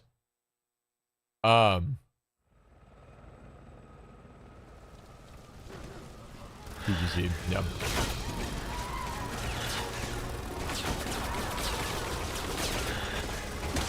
I think there's supposed to be a Twitch thing with Marathon 2 from what I've heard. Oh no, I'm getting fucking screen tears. Ew. Personally, I'm getting screen tears. It doesn't look like you guys are getting screen tears though. There's supposed to be a Twitch and like integration. You want to say integration, not integration. Some sort of collab. The rumors are real. Nice. I'm excited. And we go in guns fucking blazing. So glad it's in fucking head bobble first person mode here. Oh, there's Daddy. There he is. There's his glamour shots by Deb. Oh, nice. Nice.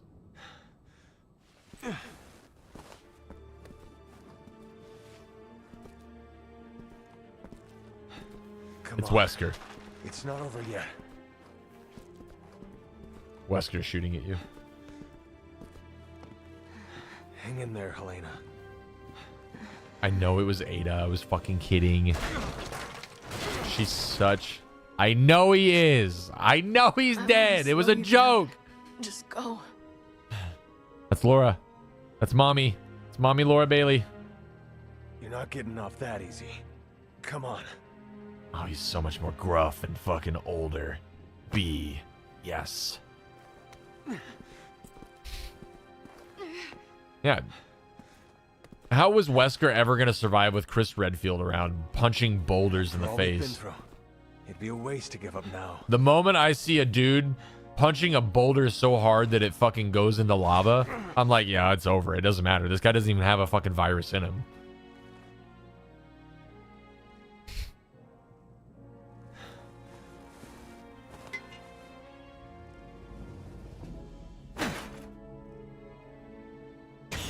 Nice.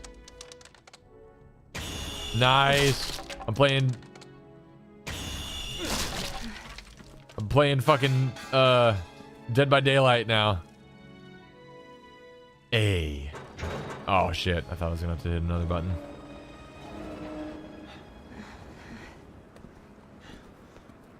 Can't wait to fix this fucking camera.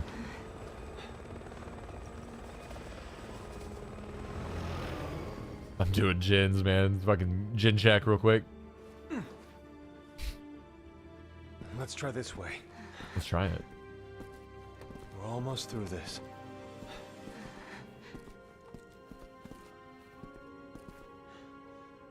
Look at that blood.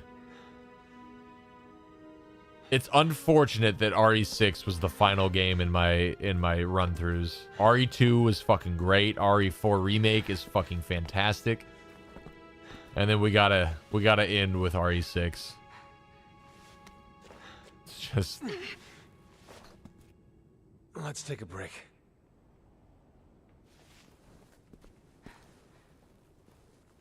I'm playing it. We're gonna tough it out. It's only 7 hours. There's gotta be a first aid kit in here somewhere. Oh, fucking that corrects my vision. Oh no. Is it? Okay, it's back in A. It's gotta be this, right? Nope. Oh shit, we got the fucking... Makes me sick seeing good soldiers die like this. Oh, dude, nice. There's some first aid stuff.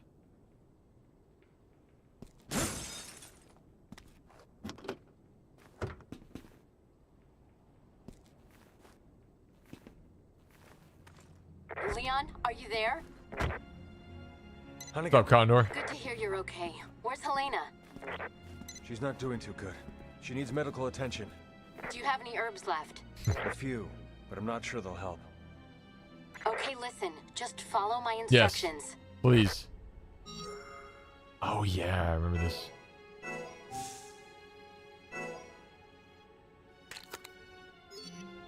Hold on, Helena.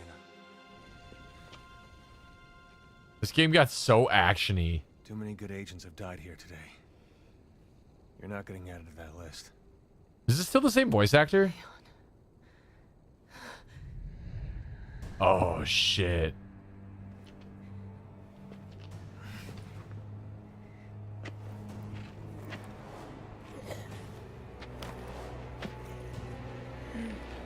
The play dead skill. Which one's the play dead? I don't think I actually pulled that one yet. Damn it, out of ammo. Oh no.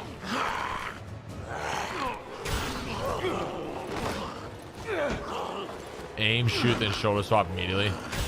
Okay. RC. Yeah. Should play the fuck out of this on 360.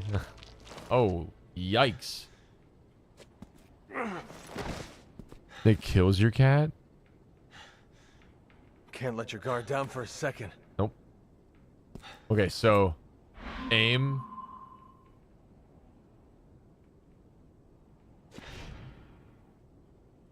Uncancelable animations. So for shotgun, aim, shoot, then shoulder swap.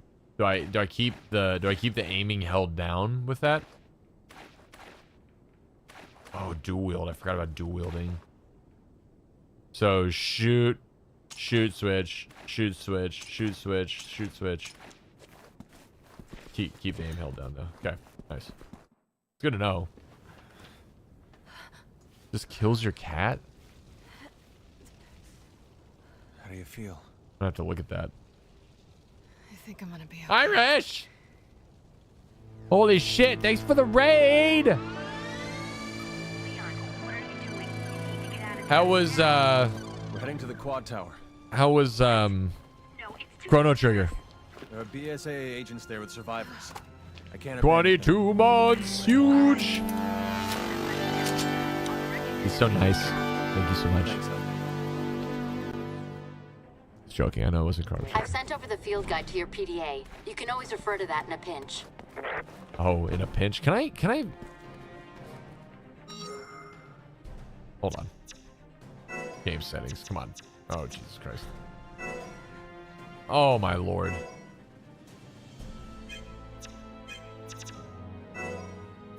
What the fuck is this? Thank you. No, I don't want that. Like FOV and shit. Camera.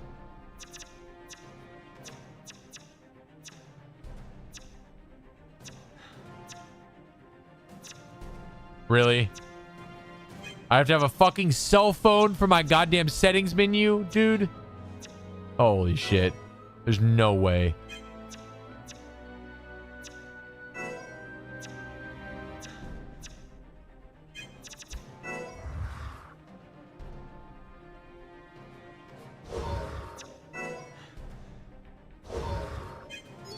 Fine. Down yourself, you don't get injured. Okay. Use your DPS, by the way, to switch guns.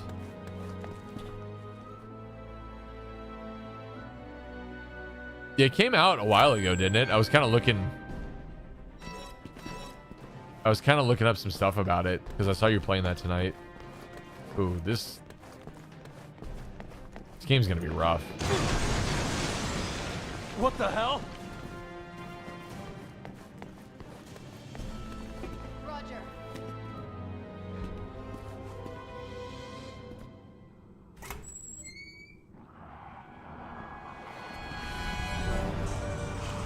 Is this in Raccoon City? No, it's not. Is it in Japan? Hunnigan, can we make it to the tower this So way? she should play it over 3 years ago. I mean, it's like overwhelmingly positive on Steam. I saw. Is it kind of like Chrono Trigger? Oh Jesus Christ! What am I doing? What am I doing?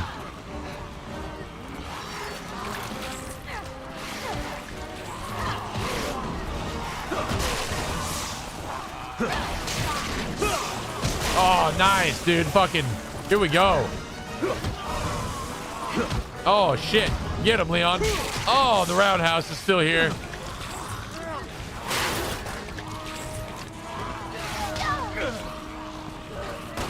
Coming out of the woodwork. Get him. No, Leon, do your stuff. No. Oh, I have ammo. Sorry. I didn't know.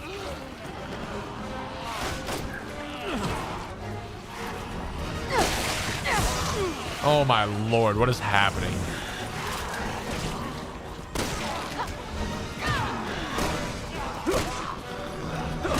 Oh yeah, I remember that quick shot. Oh jeez. Shit. Oh no, I'm fucking dying. Oh, I got my down. Oh, sweet. Guys, I'm gonna struggle on this game. Holy shit.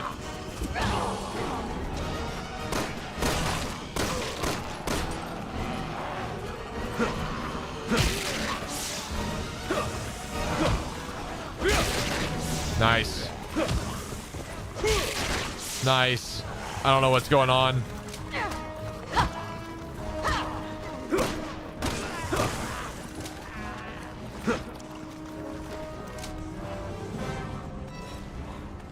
Nice, okay.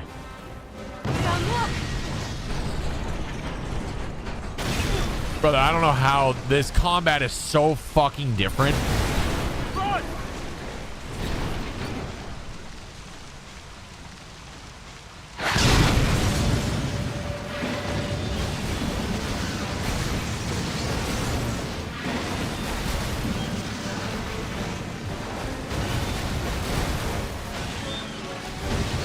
What is happening? Over here! Get in! Guys, the screen shake makes me want to fucking die. That was a nice hurdle. Shit!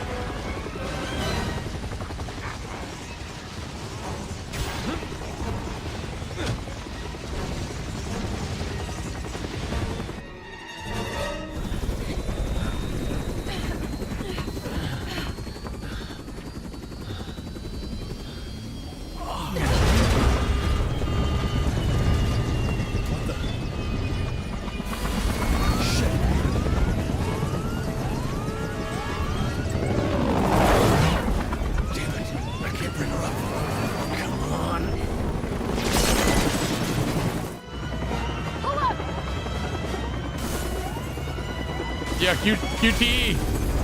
Might as well. Pull up! This thing isn't gonna hold up much longer. Just a few more blocks. Oh, no. Oh. No, don't save him, Elena. He's a zombie.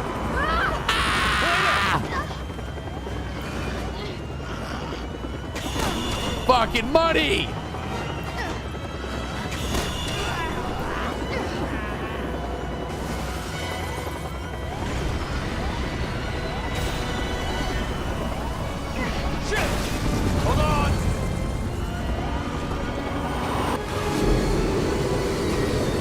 Holy fuck, dude. What is this game?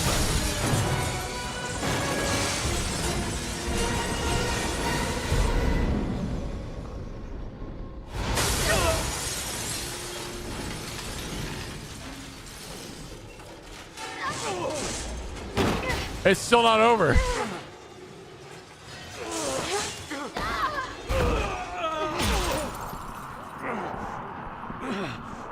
Uh-huh. Yeah.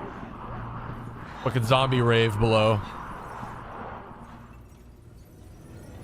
Oh, yeah, here it comes. I should have just let it. I should have just let it happen. You alright? Yeah. We just crashed for the past 18 minutes. Are you alright? What? Brother, what the fuck was that? Roger. Hey. Roger.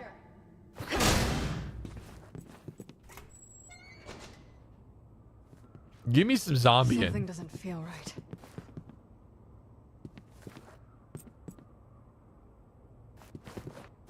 Yeah, let's do it.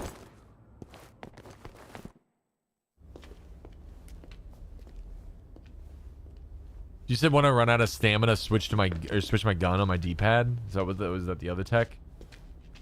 No, he's dead.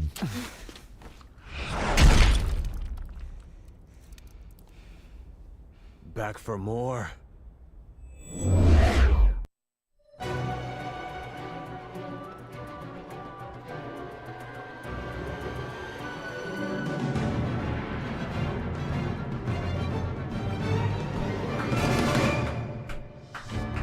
Resident Evil 6. God damn it. That's a fucking intro. There's some draft head. Perfect. Complete the tutorial. Do I have difficulty option? Can I change the fucking difficulty on this? Okay, thank Christ. Ada. Jake. Chris. Leon. I'm not a dickhead. Oh, yeah, absolutely fucking amateur. Are you joking my ass? Are you janking my Janus? I am not playing this game on any kind of difficulty. Helena. Leon. All right. Here for the story. I'm not gonna be a pussy. Are you fucking kidding me? No. Offline. Allow.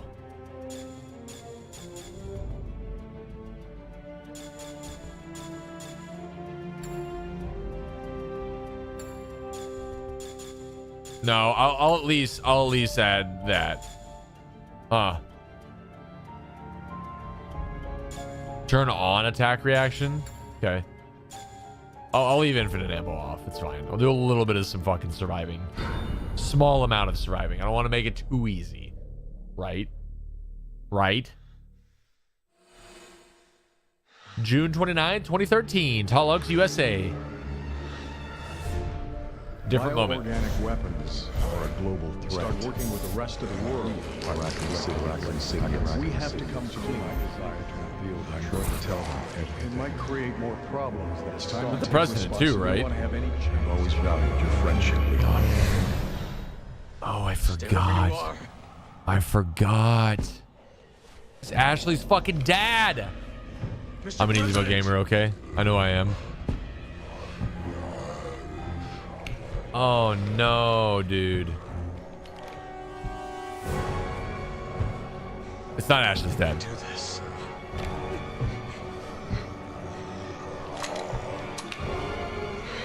He's gone, Leon. He's a fucking zombie. It's a different president? Oh, shit. I guess it has been like 10 plus years. So that makes sense. It's all my fault.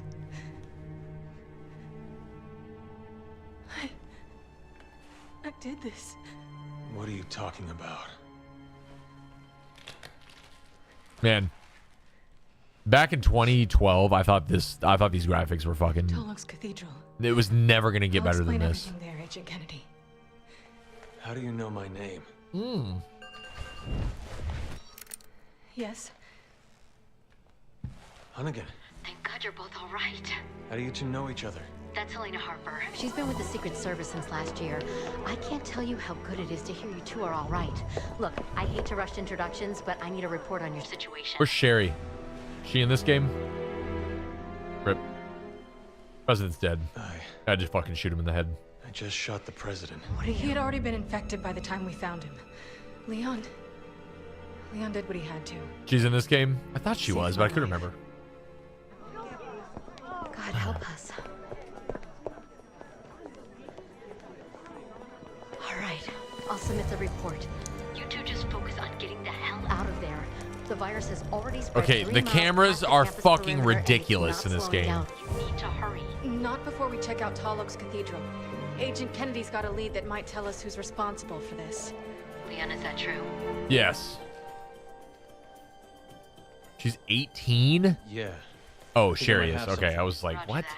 I'll knock Helena's out the safest 18? access Bullshit. Keep your radio on. I got a lead. You will if you come with me.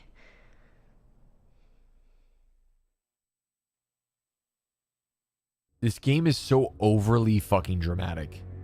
And I think that's what's just goofy about it. It's a dramatic game. I'm sorry. She's 27. Who is? Helena?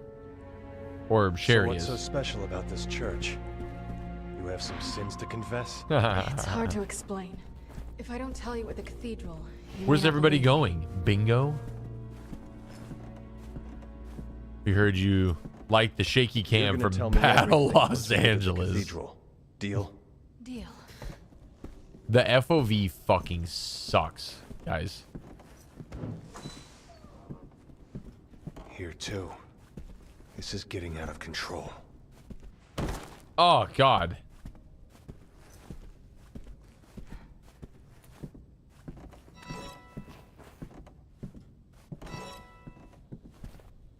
Thank God I've got gamer fucking tracking for the linear Resident Evil game. How the fuck do I run? Can I not run? No, I just have to fucking walk everywhere. Cool. Sick.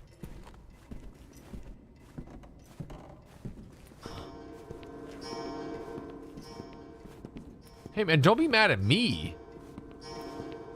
I can't be the one to blame here. You see one of them, aim for the head. It's your best bet. Got it. Leon acting like he hasn't been doing this shit for fucking 20 years at this point. This is where the reception was gonna be. They'd all be here eating dinner right now if... You think anyone survived? I hope so. I seriously can't fucking run yet.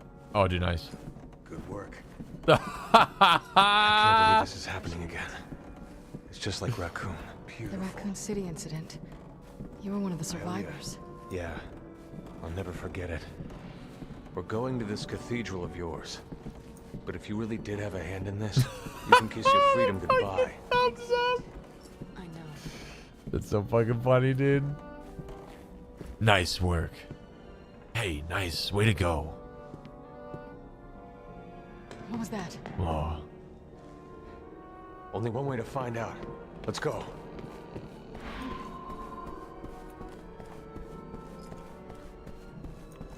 When do I save? Gonna need that used all game. 100%. Nice. Yes! Alright, this game just got so much better. It's gonna be some really fucking good moments when I can drop a big old nice and a thumbs up. Nice.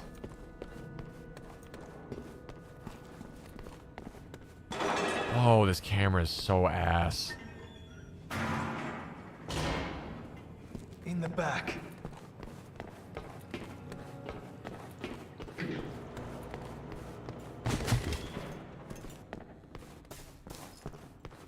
Guys, I'm almost positive that the developers fell asleep at the wheel during the making of this game. He screams it. Perfect. Wait! Don't shoot! Oh no! I fucking... Ah, oh, dude, what? Liz, where are you? I'm sure it didn't matter as much as it probably could have. I really didn't mean to skip that. What was that sound? Good work. Oh God. They're scared.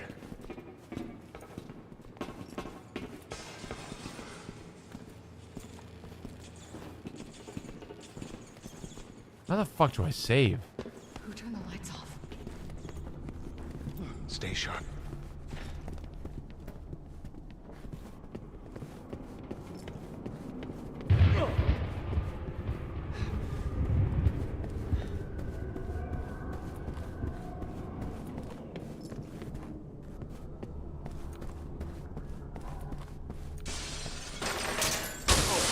Well, the one thing is your autosave, you can hit it right now. Oh, wait, there's no like actual save? That's quite a draft. We need to find her. I'm glad you're here. Just stay close. Thank you. Work. Appreciate it. What? Liz. Liz.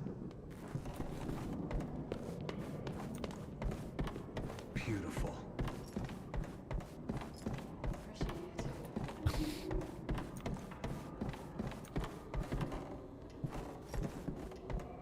Please answer. Wonder how much time we have before these corpses are on their feet. Ah! Oh, nice. Hey, is that CJ? CJ!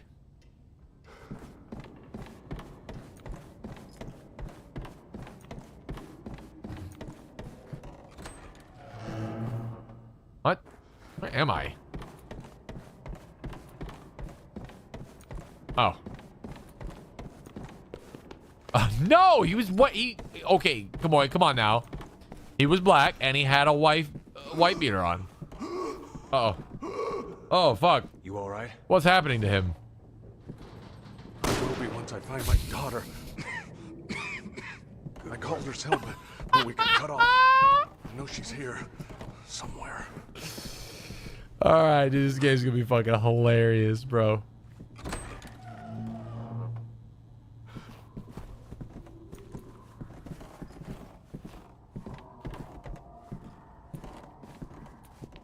No! Oh my god.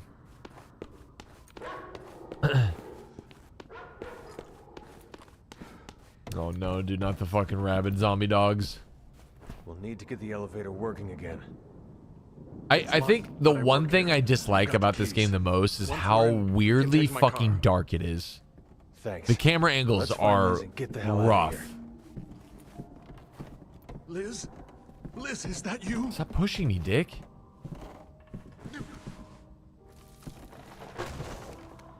Beautiful. Thanks for that. He's fucked up, man. Am I gearing up for Requiem? I sure fucking am, dude. That's how you doing, dude. I sure fucking am. Finished RE2 for the first time. Finished RE4 remake about a week ago. My body's ready. Oh, dude, I can't wait. Careful. RE9 and Marathon Server Slam in the same week. I'm actually cooming. All right, let's do this. Oh, dude, for sure, man. And obviously I am. I'm sitting here playing RE6. I've got to be a fan to be doing that. Good work. Oh, no. Oh, shit! Shoot her! Knife her! Do something, Leon. Come on. Liz! What is Marathon? Dad, I'm glad you asked. where are Mom and Liam? They already got out. They're waiting. It's a extraction shooter coming out. Is it a BR game? No, it's an extraction shooter made by Bungie. That comes out on March 5th.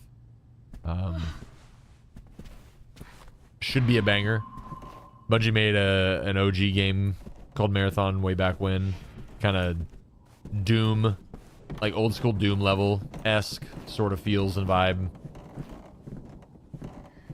So if you're familiar with like the Bungie formula for like shooters and first-person shooters and stuff, then you kind of understand it. The underground parking lot. Oh, dude, I wanted to shoot so bad. Hopefully it still works. I don't trust either one of these guys. I don't trust them.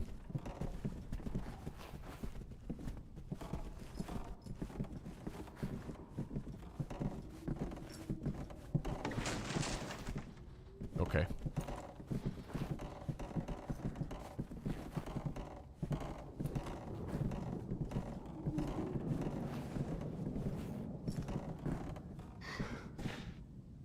Keep walking.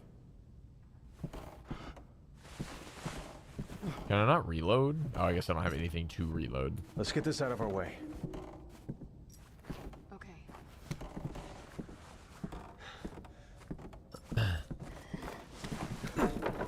I'm glad you guys were It here. is. Oh, it might be on his glasses, actually. I thought he had a headband on too, but it actually might just be.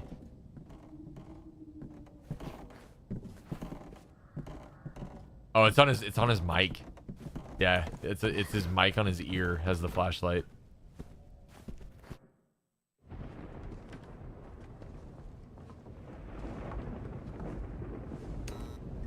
Cats are fucking losing it.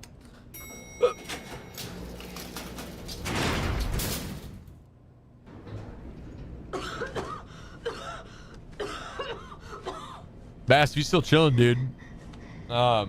It's going to be okay. You gonna be streaming RE9? You're going to be okay. No, she's not. She's fucking dead. Shoot her. Shoot her. Shoot her. Shoot her. We're almost there. Oh, this is really fucked up, but shoot her. Oh, no. Oh, she's dead. Liz?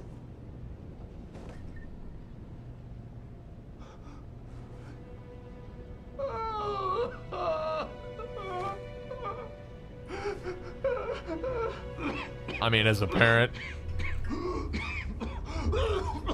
Yeah, just put me down too. Put me down right here. Right here and there. Aw, shit.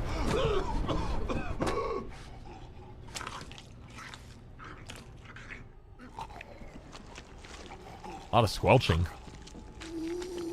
Can we lock the fuck in? Enough with the fucking weird camera angle shit. Just look at the guy. Oh my god. That's haunting as fuck. That's haunting as fuck. She's already gone. Shoot her. What? Oh shit, bitch. No.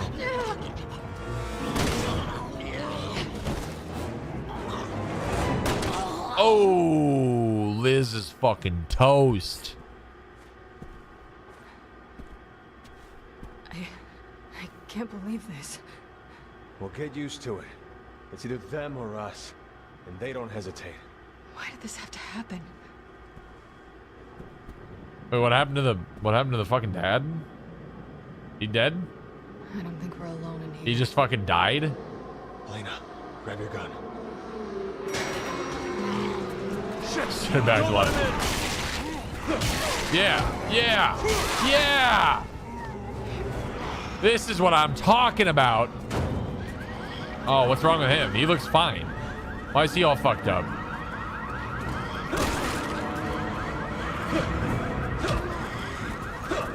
Oh, Jesus.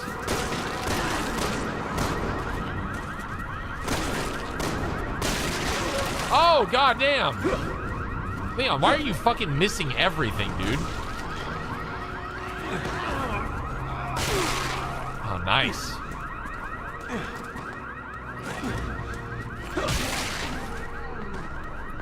And he's just bumbling around all over the fucking place. That's our cue to get the hell out of here. I couldn't agree more. Let's do it. How the fuck do we get out of here? Oh, never mind. I forgot. Where's my yellow paint? My yellow paint and tape really shows where I need to go.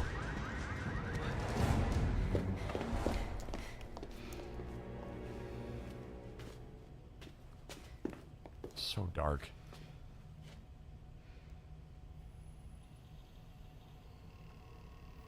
I remember this. I remember this scene. They just get fucking mobbed. Oh no. Oh no. Guys, look behind you. Turn around. Oh god, they're fucking dead. Oh Jesus. Let's go. Oh, Leon's Leon, pissed. it's too late. There's nothing we can do.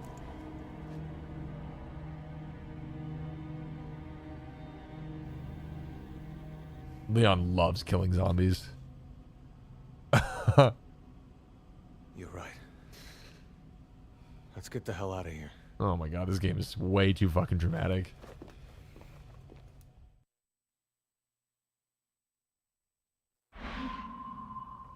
Nice. At least it's a little bit more bright now.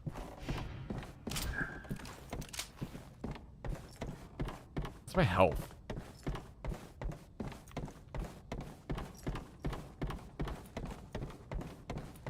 Were there subtitles before? Yeah, they're just all off to the left. Yeah, they're all like weirdly off in the left corner. He said it was some sort of fog. If this thing spread in gas form, then anyone who breathed it in got infected. That would mean everyone on campus. This game just seems so wild. Then Like, why is it so quiet? I've got a bad feeling about this. Good work. Appreciate it.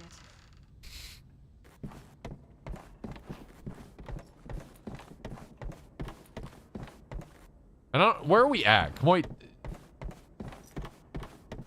bro. End it. Go to sleep. No, it's fine. I can grind out just a little bit more. Every inch that I make it further in this game is an inch closer to the ending. It's in the United States, but like where at in the US? Didn't mean to interrupt. You pulling some late night study hours? Says Leon.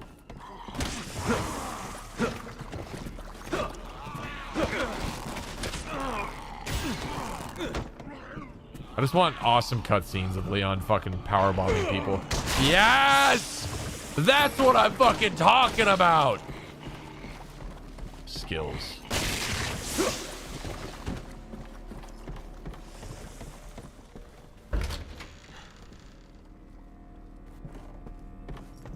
Oh, nice vending machine. Perfect.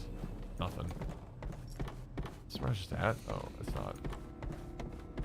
Tall Oaks. It's not a real place. But yeah, I mean, like, where could it be compared to? Fucking, what the hell was that? Nice. Thank you, Elena, with the drop kick. Baller as fuck, dude.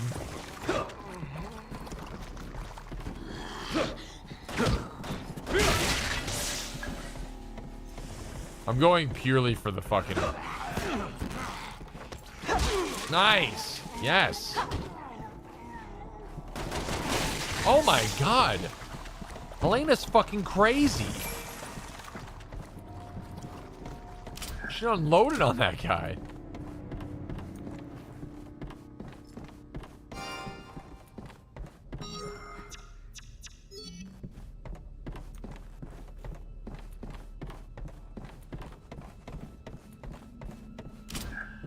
Massive. Like a little city in Oregon. Okay. All right. Fair enough. Fair enough. Wait, where do I gotta go?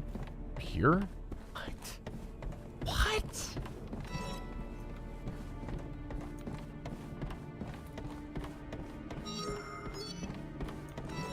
Oh, okay. All right. I see it now. I was blind. Now we're good.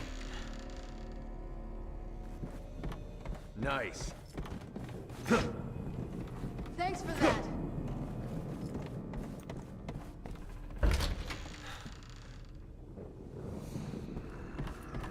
I wonder if there are any survivors.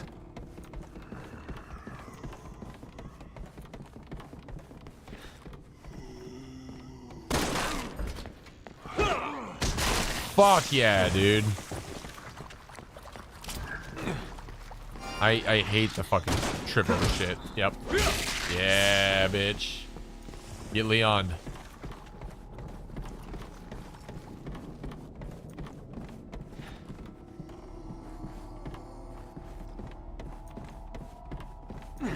Oh shit. That means that one's alive.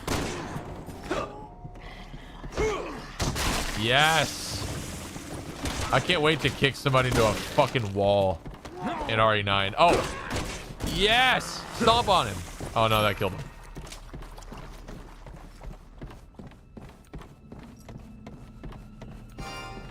Huge.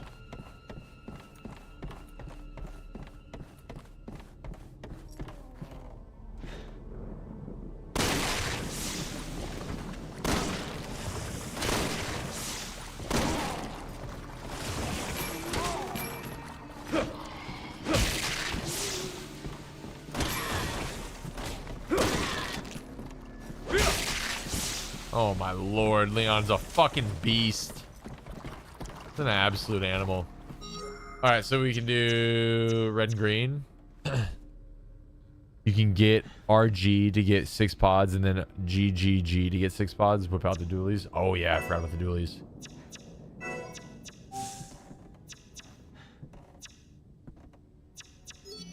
How do you whip them out?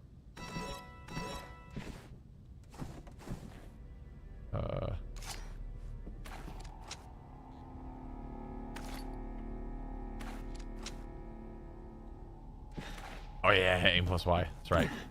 Roger. The dualies. Get to the security gate. It'll lead you off the campus. Nice.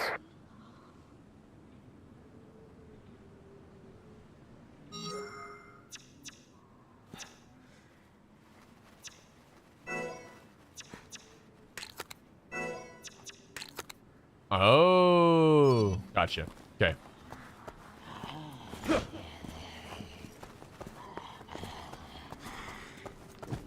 Just run to the gate to the left. Like down here to the left.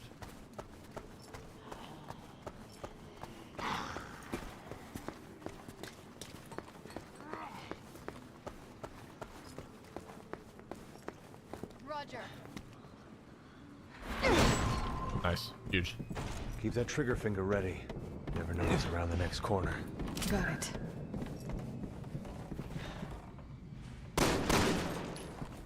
Okay, fine, I guess.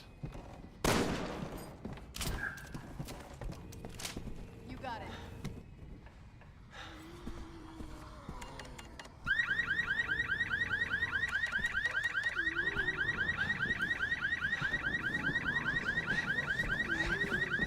Hunnigan, the door's locked.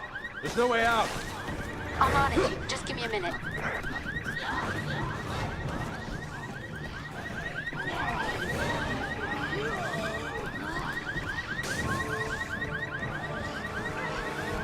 There's so many. We can't take them all. Now we know where all the infected were hiding out. Why does that zombie have a fucking... Why does that zombie have a fucking fire hydrant? Or a glass bottle, I guess.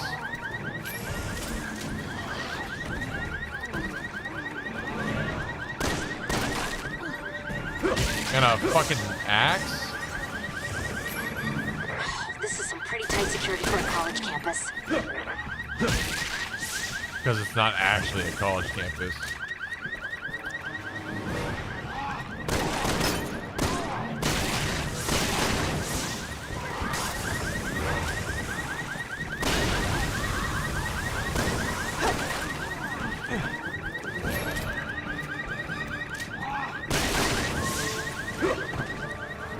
Any day now, Hunnigan. We gotta get out of here. I've almost got it. Hang on.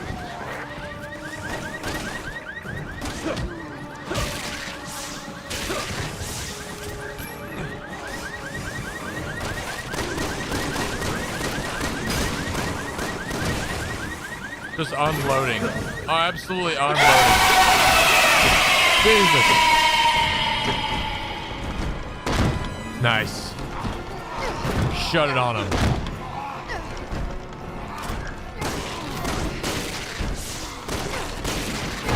Yeah. Blew their fucking brains up.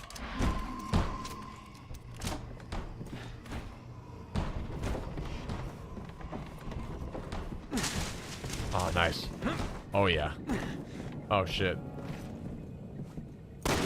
Okay. It's fine.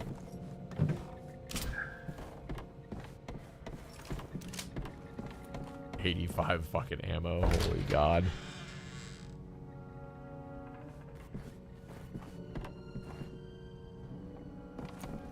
Good work. Appreciate it.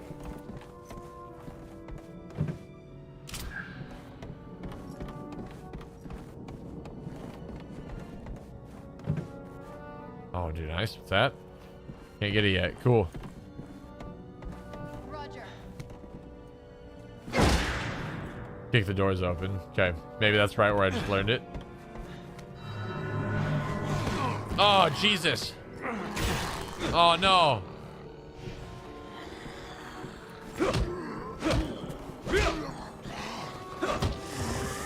Got him. He's dead. So fucking dead. Sofa King.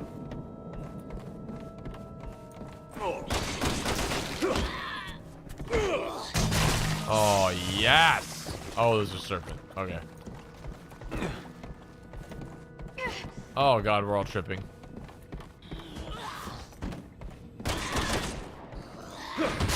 Smush.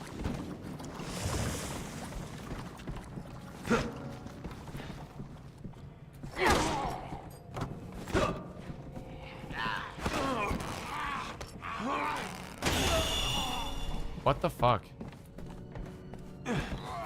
Oh, no. Oh, my God.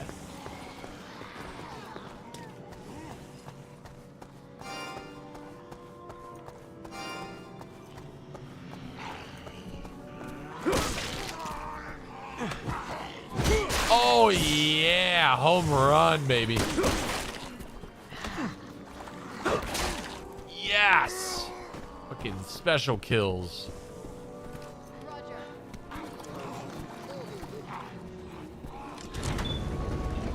No, RE5 is fucking good, dude. And I'm not talking, brother. this game is vastly different than any of the other REs, and you know it.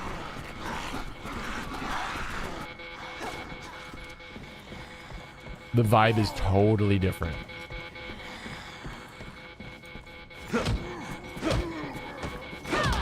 Nice. Good work.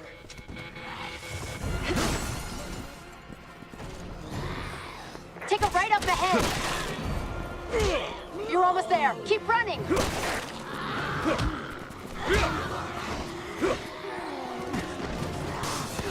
Oh no.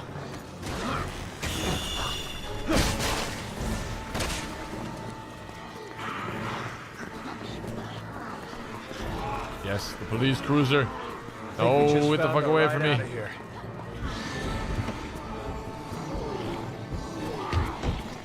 Damn it, no keys.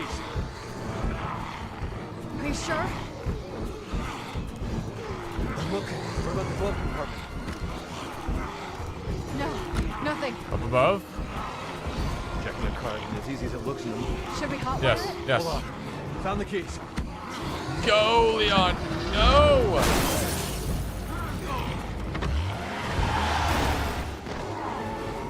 It's clear behind us. Back up.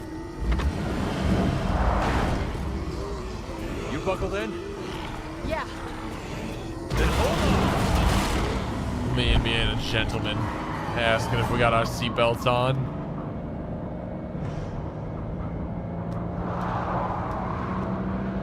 Made it off campus. Now we just gotta get through town. Without getting killed. Oh, Jesus. Where'd that fucking zombie come from? Oh my lord. Oh my lord. What? Shit!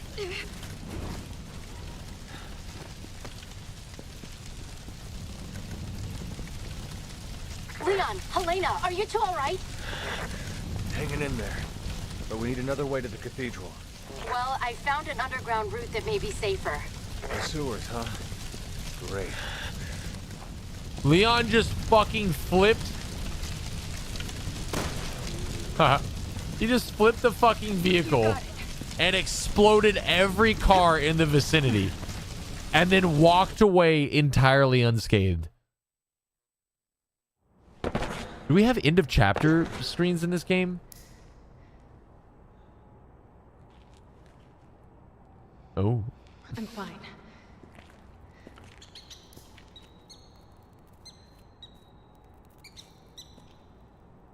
Okay. We should hurry. What's the matter? Not a fan of sewers? Come on.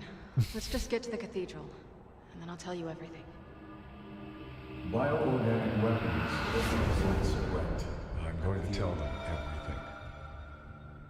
Everything we know about the Raccoon City incident. That's Matt Mercer. A lot of people are questioning my desire to reveal the Always? Or just in where this? you're coming from. It might create more problems than it solves. A lesson I learned well in the military. Bioorganic weapons. Yeah, his voice is definitely are a global different. Threat, and we are partly to blame. We have to come clean and start working with the rest of the world if we want to have any chance of fighting this. Bioorganic weapons Whatever you are a decide, global sir. threat. I'm with you. I've always valued your friendship, Leon. It's time we take responsibility and end this mess. And I'm a fucking zombie. Don't listen to him, Leon. He's a fucking traitor. He sided with the zombies. Tough road.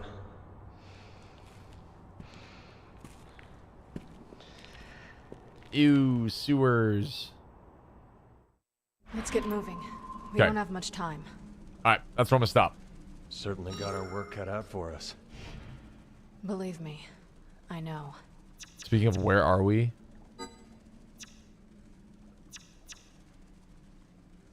Equip skills. Fucking skills? Hell yeah. We are on Bishopville, Lee County, South Carolina, United States. Okay. Well, there we go. We're saved, right? We're good?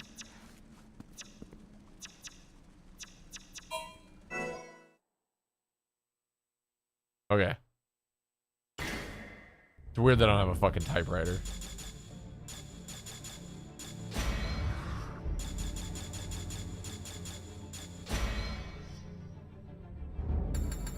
Turn the brightness up just a little bit more.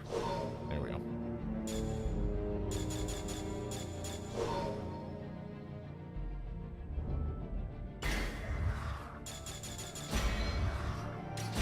All right.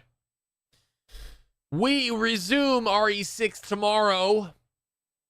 Guys, thanks for fucking chilling tonight, watching Marathon Lore, playing the first chapter-ish of RE6. We'll chug through this. We'll finish it out. We'll be ready for RE9 come Friday. Stream tomorrow? Stream Wednesday, probably. I gotta finish this, so we'll probably have it on then too. And then we got the test on Thursday. It was fun watching the lore. Yeah, I enjoyed it. I enjoyed it a bunch. I'm gonna watch some more of that guy's stuff. Guys, again, thanks for chilling. You have a remaining. You have a great remaining next bit of your day, and I'll see y'all tomorrow. I'll probably try and punch through Marathon 2 in Infinity. Do it. Fucking do it, man. I'm gonna go host up Talon. Talon's gonna be gaming on Marathon with all of us. So go say hi. Thanks for the gay lights. Appreciate it. Did they do it? I didn't see them do it. Did they actually do it?